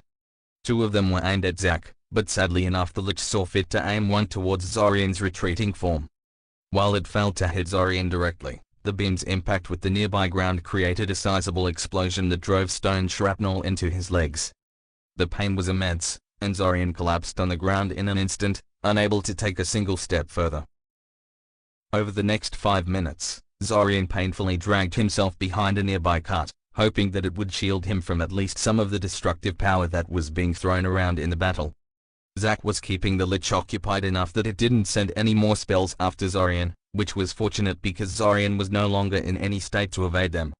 He watched with growing unease as Zack and the lich exchanged various destructive spells that Zorian couldn't even identify, realizing with rising dread that his prediction of their grisly death was well-founded. No matter how good Zack was, he was not even in the same league as the lich. The thing was toying with the other boy, and was bound to tire of the game sooner or. He winced as a spear-like red bolt punched straight through Zack's aegis and impaled the boy through his flank. He suspected the hit was in a non-vital spot only because the lich wished to gloat a little more, and his suspicions were all but confirmed when the creature didn't finish Zack off with anything destructive, opting instead to hurl Zack into the air with a single casual gesture. Zack collided with the wall near where Zorian was taking cover, and groaned in pain. Apparently not in any sort of hurry, the lich approached slowly. It seemed unconcerned that Zack was rising shakily to his feet, a spell rod clenched tightly in his left hand. Zorian could see that his right hand was pressed tightly against the bleeding wound on his flank. "You put up quite a fight, child," the lich said. "Impressive for someone who is supposed to be a mere academy student." "Not impressive enough," Zack gasped out, the spell rod dropping from his hand as he clutched the wound on his flank with both hands, apparently in great pain. "I guess I'll have to try harder next time." The lich chuckled. It was strange sound, hardly fitting the creature. "Next time? Silly child, there will be no next time. There is no way I'm letting you live, surely you know that?" "Bah," Zack spat, straightening himself with a grimace. "Enough talking, just get it over with." "You seem surprisingly unconcerned considering you're about to die," the lich remarked conversationally. "Ah, whatever," said Zack, rolling his eyes. "It's not like I'll be dead for good." Zorian looked at Zack incredulously, not really understanding what Zack was getting at. The lich seemed to understand, though. "Hey, I see," the lich said. "You must be new to soul magic if you think this makes you invulnerable. I could just trap your soul in a soul jar, but I have a much better idea." The lich casually gestured towards Zorian, and he suddenly felt his entire body freeze up as if it was encased in some alien force. Another wave and Zorian was hurled with great speed towards the shocked Zack, where he painfully slammed into the other boy. They both ended up on the ground in a tangle of limbs, and Zorian was relieved that at least the unknown force paralyzing him was gone. It doesn't matter if your soul can be reincarnated elsewhere if someone mutilates it beyond recognition before it gets there, the Lich said. After all, the soul may be immortal, but no one said it cannot be altered or added to. Dimly, Zorian could hear the Lich chanting in some strange language that definitely wasn't standard Icosian used in traditional invocations, but any curiosity about this was washed away by a wave of pain and unidentifiable wrongness that suddenly slammed into him. He opened his mouth to scream, but then his world suddenly erupted into bright light before suddenly going completely black. Zorian's eyes abruptly shot open as sharp pain erupted from his stomach. His whole body convulsed, buckling against the object that fell on him, and suddenly he was wide awake, not a trace of drowsiness in his mind. "Good morning, brother." An annoyingly cheerful voice sounded right on top of him. "Morning, morning, morning." Zorian stared at Kiriel in shock, trying to understand what happened. The last thing he remembered was the Lich casting that spell at him and Zack, and then blackness. His eyes darted left and right, taking in his surroundings and confirming his suspicions. He was in his room, back in Siren. That didn't make any sense, though. He was pleased that he survived the whole experience, but at the very least he expected to wake up in the hospital or something. And Kiriel shouldn't be this casual with him after he went through so harrowing an experience. Not even she was this inconsiderate. Besides, this entire scene was eerily familiar. "Curry? Yes? What day is it?" Zorian asked, already dreading the answer. "Thursday." He scowled. "I meant date, Gary. 1st of Chariot. You're going to the academy today." "Don't tell me you forgot," Kiriel prodded. Literally, she accompanied her words with a well-placed jab at his flank, sticking her bony little index finger in between his ribs. Zorian slapped her hand away, hissing in pain. "I did not forget." Zorian snapped. "I just..." He stopped there. What was he supposed to tell her? Frankly, he had no idea what was going on himself. "You know what?" he said after a moment of silence. "Never mind that, I think it's high time you got off of me." Before Kiriel could answer, Zorian unceremoniously flipped her over the edge of the bed before jumping up himself. He snatched his glasses from the set of drawers next to his bed and his eyes swept through his room with more attention to detail this time, seeking anything out of place, anything that might unmask this as a giant, if rather tasteless, prank. While his memory wasn't flawless, he had a habit of arranging his belongings in very specific ways to detect nosy family members rummaging through his belongings. He found nothing massively out of place, so unless his mysterious reenactor knew his system inside and out, unlikely, or Gary finally decided she'd respect the sanctity of his room while he was away, hell would sooner freeze over. This really was his room like he left it when he went to Sharia. Was it all a dream, then? It seemed altogether too real for a dream. His dreams had always been vague, nonsensical, and prone to evaporate out of his memory soon after he woke up. These felt exactly like his normal memories: no talking birds, floating pyramids, three-eyed wolves and other surreal scenes his dreams usually contained. And there was so much of it, too. Surely a whole month worth of experiences is too much for a mere dream? "Mum wants to talk to you," Kiriel told him from the floor, apparently not in any great hurry to get up. "But hey, can you show me some magic before you get down? Please." "Pretty please?" Zorian frowned. "Magic, huh?" Come to think of it, he learned quite a bit of magic. Surely if this was all a particularly elaborate dream, all the magic he learned there would be completely bogus, right? He made a couple of sweeping gestures and words before cupping his hands in front of him. A floating orb of light promptly materialized above his palms. "Huh. Not just an elaborate dream, then. That's amazing." Kiriel gushed, poking the orb with her finger only to have it pass straight through it. "Not surprising, really, since it was just light." She withdrew her finger and curiously stared at it, as if expecting to find it change somehow. Zorian mentally directed the orb to fly around the room and circle Kiriel a few times. Yep, he definitely knew the spell. He retained not just the memory of the casting procedure, but also the fine control he developed with repeated practice with it. You don't get things like that from a mere vision, even a prophetic one. "More. More," demanded Kiriel. "Oh come on, Gary," sighed Zorian. He really wasn't in the mood for her antics at the moment. "I indulged you, didn't I? Go find something else to amuse yourself now." She pouted at him, but he was thoroughly immune to such things by now. Then she frowned for a moment and suddenly straightened as if remembering something. Wait. No. Zorian shouted, but he was already too late. Gary already ran into the bathroom and slammed the door behind her. Damn it, Gary, why now? Why not before I woke up? Sucks to be you, she answered. Zorian leaned forward until his forehead collided with the door. I had forewarning and I still fell for it. He frowned. Forewarning, indeed. Whatever his future memories were, they seemed to be fairly reliable. Was Shiria really going to get invaded during the summer festival, then? What should he do about that? What could he do about that? He shook his head and marched back to his room. He would not even contemplate that sort of question until he found out more about what had happened to him. He locked the door so he would have some privacy and sat on his bed. He needed to think. Okay. So he lived through a whole month of school before something happened. And then he woke up in his room back in Siren, as if the entire month never happened. Even with magic factored in, that was preposterous. Time travel was impossible. He didn't have any books in his room that discussed the topic at any appreciable length, but all of the passages that dealt with time travel agreed that it couldn't be done. Even dimensional magic could only warp time, speeding it up or slowing it. It was one of the few things mages agreed was beyond the ability of magic to accomplish. So how, then, was he living through it? He was just in the process of consulting the books in his room for any type of magic that could affect time travel in some way when a knock on his door interrupted his thoughts, and he suddenly realized he was still in his pajamas and that Mother wanted to talk to him quite a while ago. He quickly changed and opened the door, only to find himself under the scrutiny of two women, only one of which was his mother. He almost greeted Ilsa by name, but he caught himself in time.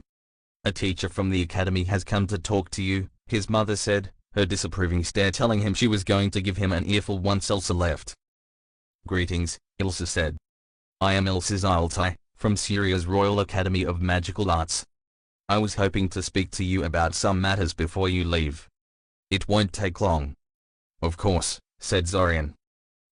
Where do you? Your room shall suffice, Ilsa said. I'll bring you something to drink, his mother said, excusing herself. Zorian watched Ilsa as she unpacked various papers and placed them on his desk. What was she doing with those, anyway? Trying to decide how to proceed with this.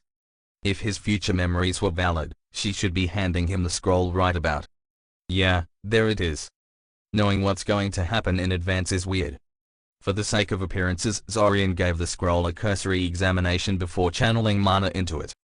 It was exactly how he remembered it, the calligraphy, the flowery official-sounding phrases, the elaborate crest at the bottom of the document, and Zorian felt a wave of dread wash over him. What the hell had he gotten himself involved in?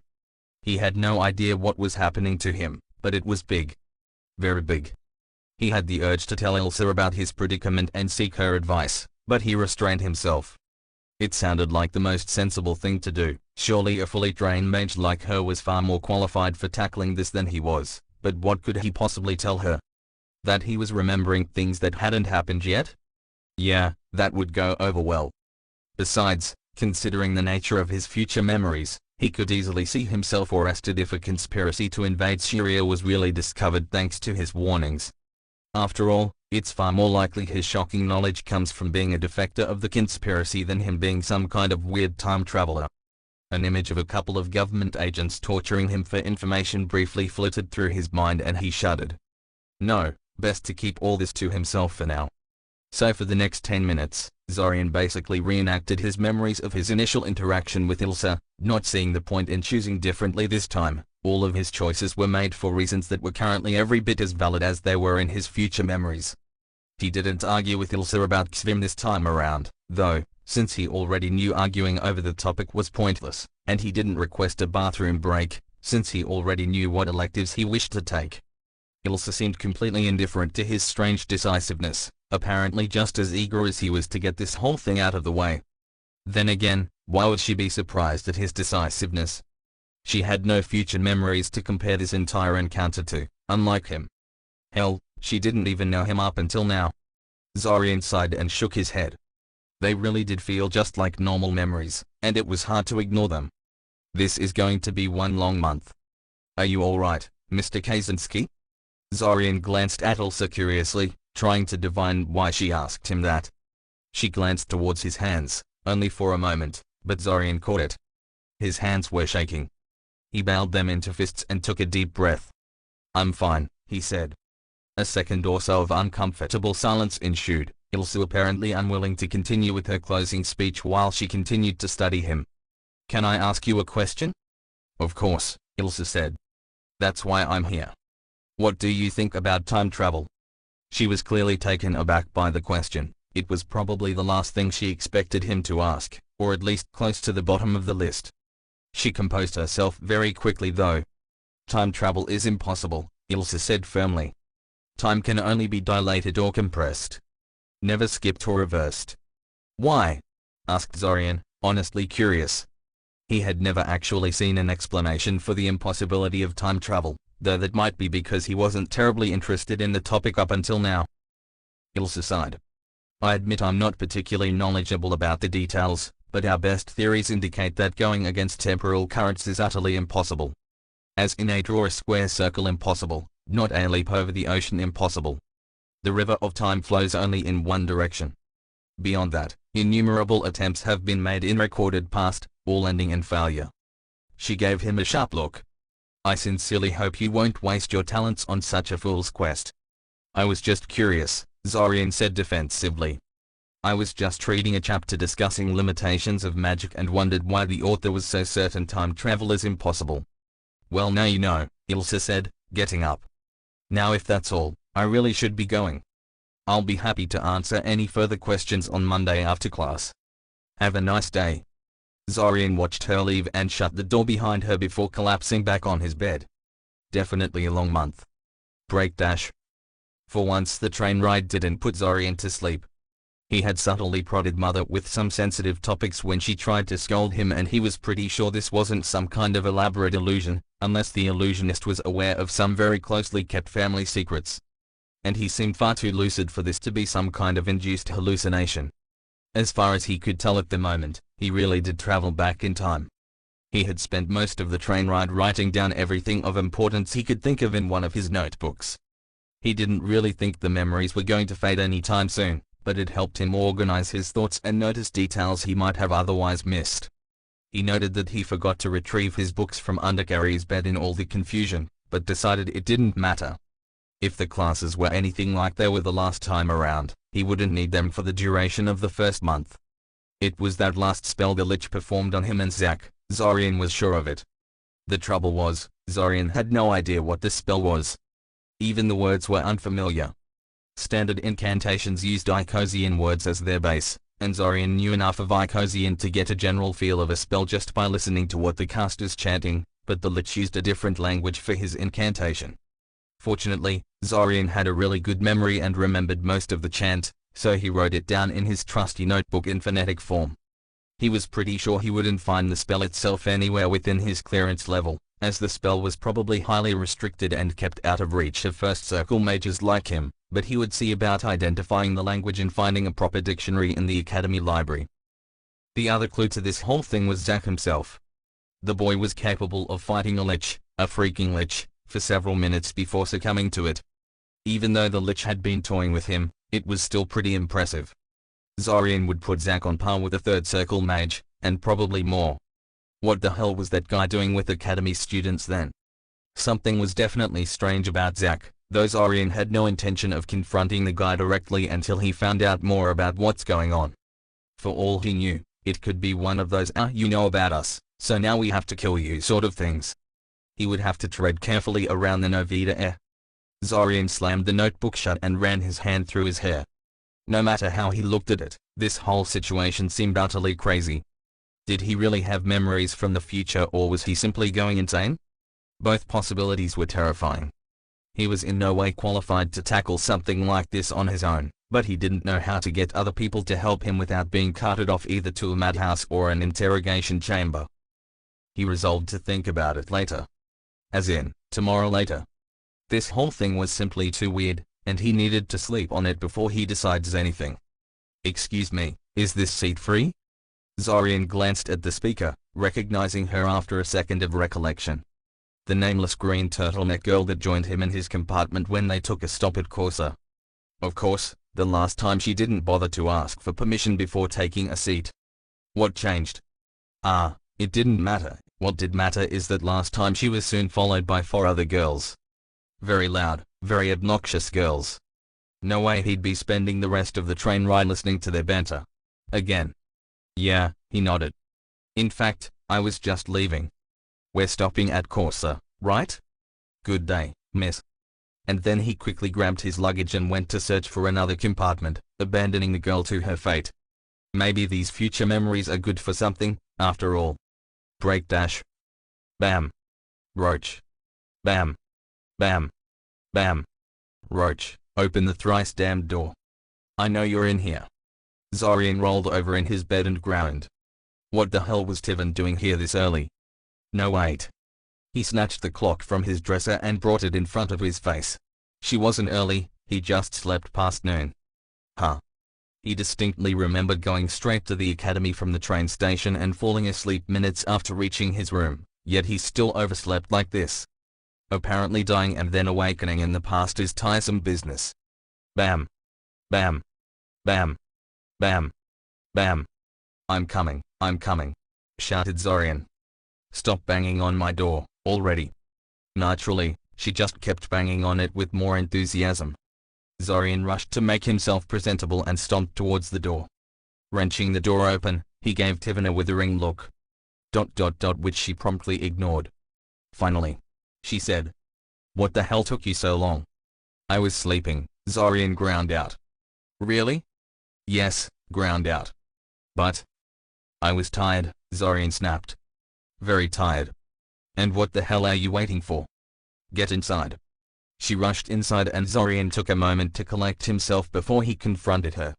In his future memories, she never visited him once after he refused to go along with her mission to the sewers, which spoke volumes about her true feelings about this friendship of theirs. Then again, he hardly even thought about her himself until now, so he probably shouldn't judge. In any case, he was even less inclined to join her on this mission now than he was in his future memories. He actually had more pressing matters to attend to this time, in addition to general apprehensiveness that was still as valid now as it was then. Accordingly, he felt a lot less reluctance in simply blowing her off, and it only took him an hour to convince her to leave him alone. That done, he immediately set out for the library, making a short detour to a nearby bakery for a quick bite to tide him over. Once in the library, he started searching for books on the topic of time travel and trying to identify the language the lich used in his spell. To call it disappointing would be calling it mildly. For one thing, there were no books on time travel. The topic was not considered a serious field of study, what with it being impossible and all. What little was written about it was scattered across innumerable volumes, hidden in unmarked sections and paragraphs of otherwise unrelated books. Piecing together these scattered mentions was an absolute chore, and not all that rewarding either. None of it was useful in solving the mystery of his future memories. Finding the language the lich used in his spell was even more frustrating, since he failed to even identify the language, much less translate the chant.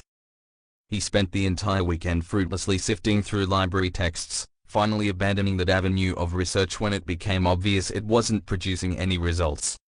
Plus the library workers were starting to give him weird looks at his choice of literature and he didn't want to create any unfortunate rumors. Hopefully he would be able to trick Zack into revealing what the hell was going on when school started. Break dash. You're late. Zorian stared at Akola's stern face in quiet contemplation. He was glad he wouldn't have to deal with any drama because of his disastrous evening with her, almost as glad as he was about the fact that he wasn't dead, but he couldn't help but wonder what her outburst had been about. She didn't really look like she had a crush on him, so why did his comment hit her so heavily? What?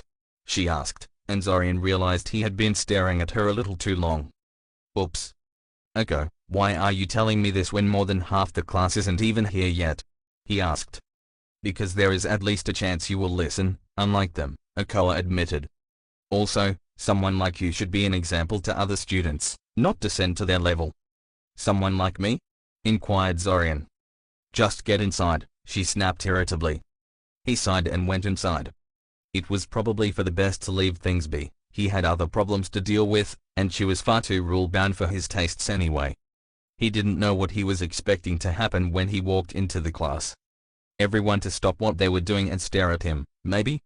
At least then he would have a reason for feeling so unnerved at attending his first class of the year for the second time. But of course they did no such thing. It wasn't a second time for them, and there was nothing visibly irregular about him for them to take notice. He quashed his unease and sat down in the back of the class, discreetly scanning new arrivals for signs of Zach. He was sure the other boy was connected to this somehow, and the mysterious boy appeared to be Zorian's best chance at understanding what was happening to him. There was a brief commotion when Briam's fire Drake familiar hissed up a storm and started chasing Briam's terrified neighbor across the classroom before Briam calmed it down. Apparently the magical reptile liked the unfortunate boy even less than it did Zorian. In any case, Ilsa came in soon after and started the class. Zach never showed up. Zorian spent the entire class in a daze, shocked at this turn of events. Where the hell was Zach? Everything happened almost exactly as it did in his future memories so far, with Zach's absence being the first major deviation. This firmly cemented Zach as somehow connected to this madness, but it also put the boy out of Zorian's reach for the moment. The lecture was even more annoying now than it was the first time he listened to it, since from his perspective he went through these review sessions less than a month ago. Apparently Ilsa worked off some kind of a script, because the lecture was virtually identical to the one from his memory, the only difference being that Zach wasn't there to compete with the Koa for answering Ilsa's questions to the class. Funny how things seem clearer in retrospect. Zach was acting strange right from the start, in that very first lecture, but Zorian thought nothing of it. Sure, Zach volunteering to answer the teacher's questions was out of character for the boy, but not completely implausible. It was just a review session anyway, and they had to know these things to pass the certification. It took 2 weeks before people really began to take notice the extent of Zach's sudden improvement. So many questions, so few answers. He could only hope that Zach would show up soon. Break dash. Zach didn't come to class that day, or the next, or the day after that. By Friday, Zorian was pretty sure the other boy wouldn't be showing up at all. According to Ben Isaac, Zach simply disappeared from his family mansion on the very same day that Zorian took the train to Syria, and nobody had seen a hint of him ever since. Zorian didn't think he could cook up anything the investigators hired by the boy's guardian hadn't thought of doing, and he didn't want to attract attention to himself by asking around, so he reluctantly put the mystery of Zach aside for the moment. His schoolwork was going well, at least. Thanks to his foreknowledge, he asked Norable's surprise tests and didn't really have to study for any subject. A small refresher was sufficient to coast him through pretty much anything. Once his warding class really gets going, that's probably going to change, but for now he had all the free time he wanted to deliberate on what he should do about the rapidly approaching summer festival and the accompanying assault. Sadly, with Zach absent, Zorian had hit dead ends in all the clues he had, and was now at loss how to proceed. "Come in." Zorian opened the door to Xvim's office and defiantly met the man's gaze. He was pretty confident in the accuracy of his future memories by now, Zach's mysterious absence aside, so he knew this was going to be another exercise in frustration. He was tempted to boycott the meetings, but he suspected it was his stoic perseverance in the face of the man's antagonism that eventually convinced Ilsa to take him under her wing. And besides, he felt that he would be doing Xvim a favor if he quit. Zorian had a distinct feeling that the man was trying to get him to quit the last time around, and he was far too spiteful to do that. He sat down without prompting, a little disappointed that the man hadn't remarked upon his intentionally rude gesture. "Zorian Kaczynski?" Xvim asked. Zorian nodded and expertly snatched the pen that the man had thrown at him out of the air, having expected it this time. "Show me your basic 3, the man ordered, not in the least bit surprised at the feat of coordination. Instantly, without even an extra deep breath, Zorian opened his palm, the pen practically jumping out of his palm and into the air. "Make it spin," Xvim said. Zorian's eyes widened. What happened to start over? His current attempt wasn't any worse than what he displayed during their last session before that fateful dance, and Xvim's only response that night had been a start over, just like any other time. What changed now? "Are you having problems with hearing?" Xvim asked. "Make it spin." Zorian blinked, finally realizing he should be focusing on the current session instead of his memories. "What? What do you mean make it spin? That's not part of the basic 3. Xvim sighed dramatically and slowly took another pen and levitated it over his own palm. Instead of just hanging in the air like Zorian's, however, Xvim's spin was spinning like a fan. "I have no idea how to do that," Zorian admitted. We weren't taught how to do that in classes. Yes, it is criminal how badly the classes are failing our students, Xvim said. Such a simple variation of a levitation exercise should not be beyond the grasp of a certified mage. No matter, we shall correct this deficiency before we move on to other matters. Zorian sighed. Great. No wonder no one ever mastered the basic 3 to Xvim's liking if the man keeps redefining what a master means. There were probably hundreds of small variations of each of the basic 3, enough to spend decades learning them all, so little wonder no one could exhaust them all in 2 measly years. Especially considering Xvim's standards for labeling the skill mastered. Go on, Xvim urged. Start. Zorian focused intensely on the pen hanging above his palm, trying to figure out how to do that. It should be relatively simple. He just had to affix a stabilization point in the middle of the pen and put pressure on the ends, right? At least, that's the first thing that popped into his head. He had just managed to get the pen to move a bit when he felt a familiar object impact onto his forehead. Zorian glared at Xvim, cursing himself for forgetting about the man's damnable marbles. Xvim glanced at the pen that was still hovering over Zorian's palm. You didn't lose focus, Xvim remarked. Good. You threw a marble at me, Zorian accused. I was hurrying you up, Xvim said, unrepentant. You're too slow. You must be faster. Faster, faster, faster. Start over. Zorian sighed and returned to his task. Yup, definitely an exercise in frustration. Break dash. Between his unfamiliarity with the exercise and Xvim's constant interruptions, Zorian only managed to get the pen to wobble by the end of the session, which was a little humiliating, actually.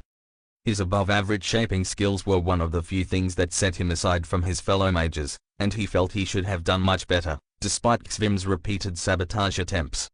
Fortunately, a book describing the exercise in detail was easy to find in the Academy library, so he would hopefully master it by next week. Well, not master it, not in the sense that Xvim wanted him to, but he at least wanted to know what he was doing before he tackled his next session with Xvim. Of course, normally he wouldn't be willing to pour that much effort into a lousy shaping exercise, but he needed a distraction. At the beginning, the entire time travel situation was so patently ridiculous that he found it easy to remain calm and collected. Some part of him kept expecting that the whole thing was a double dream or something, and that he would wake up one day and not remember a thing.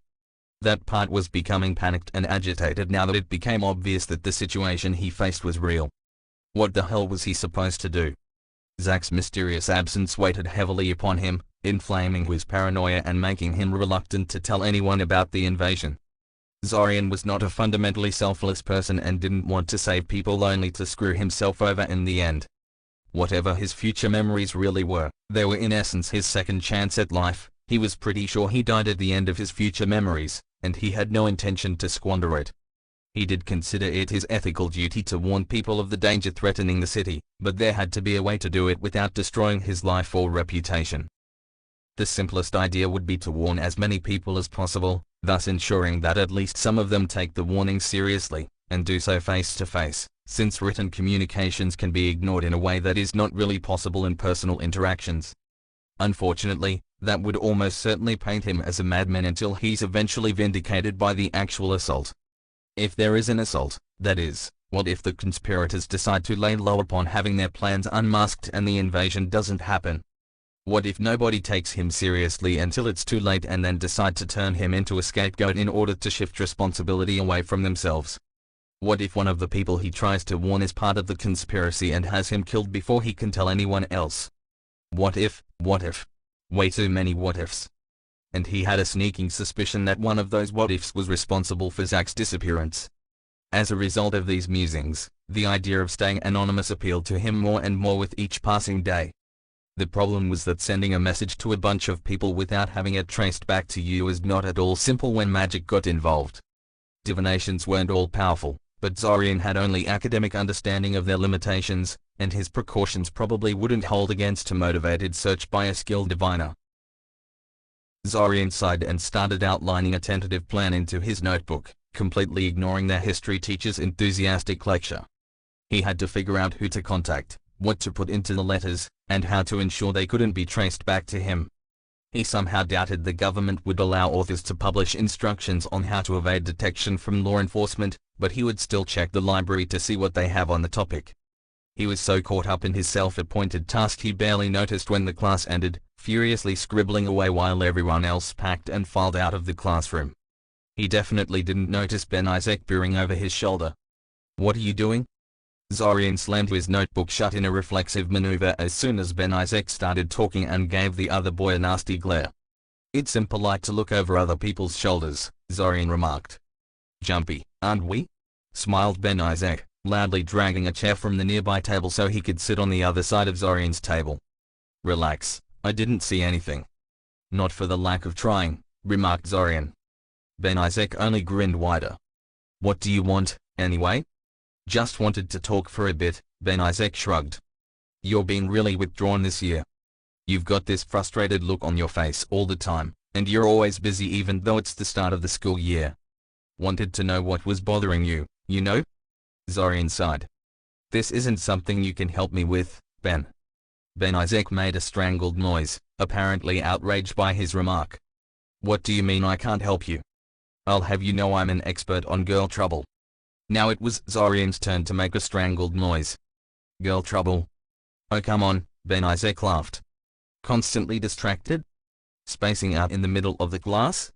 Making plans for sending anonymous letters? It's obvious, man. Who's the lucky girl?" "There is no a lucky girl," Zorian growled.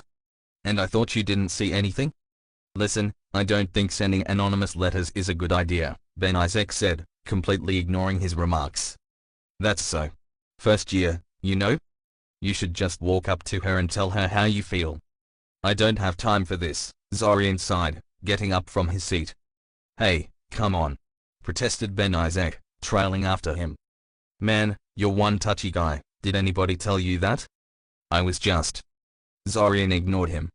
He really didn't need this right now. Break dash. In retrospect, Zorian should have known that simply ignoring Ben Isaac wasn't such a good idea. It only took 2 days for most of the class to know that Zorian has a crush on someone, and their loud speculation was annoying as hell. Not to mention distracting. Still, his displeasure at the rumors evaporated when Neolo approached him one day and gave him a short list of books he might find useful. He had half a mind to set the list on fire, especially since the list was decorated with dozens of little hearts, but in the end his natural curiosity won over and he went to the library to check them out. He figured that at the very least he'd get a good laugh out of them. He got more than a good laugh, though. Instead of silly love advice like he expected, the books Neolo recommended were all about making sure your letters, gifts, and such couldn't be traced back to you with divinations and other magic. Apparently if you call such advice forbidden love, mysteries of scarlet letters revealed and phrase it as relationship advice, you can get straight past the usual censorship such topics would normally be subjected to. Of course, he had no idea how reliable the advice in those books really was, and the librarian looked at him funny when he checked out books like that, but he was still pleased to have found them. If this whole thing worked out in the end, he'd have to do something nice for Neolu. So as the summer festival approached, Zorian prepared and plotted. He bought a whole stack of generic paper sheets, pens, and envelopes in one of the stores that looked too poor and disorganized to track their customers' purchases. He worded the letters carefully to avoid revealing any personal details. He made sure not to touch the paper with his bare hands at any point, and that none of his sweat, hair, or blood ended up in the envelope. He deliberately wrote in a blocky, formal script that looked nothing like his normal handwriting. He destroyed the pens, the excess paper, and envelopes he didn't use in the end. And then, a week before the festival, he put the letters in different public postal boxes all over Sharia and waited.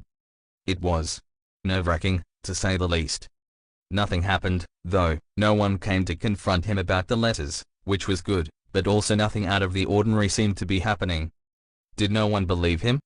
Did he mess up somehow and the letters ended up not reaching their intended recipients? Are they being so subtle in their reaction that no disturbance is being made? The wait was killing him. Finally, he had enough. On the evening before the dance he decided he'd done everything he could and took the first train out of the city. His letters may or may not have worked, but this way he'll be alright regardless. If anyone asked, though he doubted they would, he'll use his trusty alchemical accident excuse. He messed up a potion and breathed in some hallucinogenic fumes, only coming to his senses when he was already outside of Sharia. Yes, That's exactly what happened.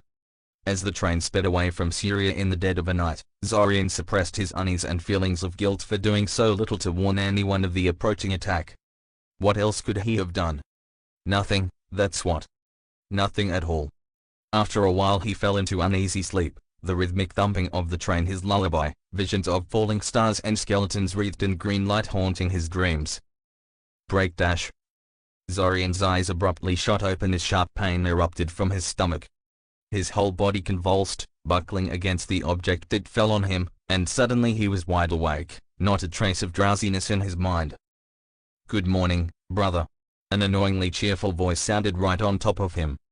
"Morning, morning, morning." Zorian gaped at his little sister incredulously, his mouth opening and closing periodically. "What, again? Oh, you've got to be kidding me." Zorian growled, and Kiriel quickly got off of him and scooted away fearfully. Apparently she thought his eye was directed at her. "Not you, Carrie, I just had a nightmare, that's all." He couldn't believe it. It happened again? What the hell? He was glad it happened last time, since it meant he wasn't, dead. But now? Now it was just freaky. Why was this happening to him? Oh, and while he was lamenting his fate internally, Kiriel barricaded herself in the bathroom again. God damn it all.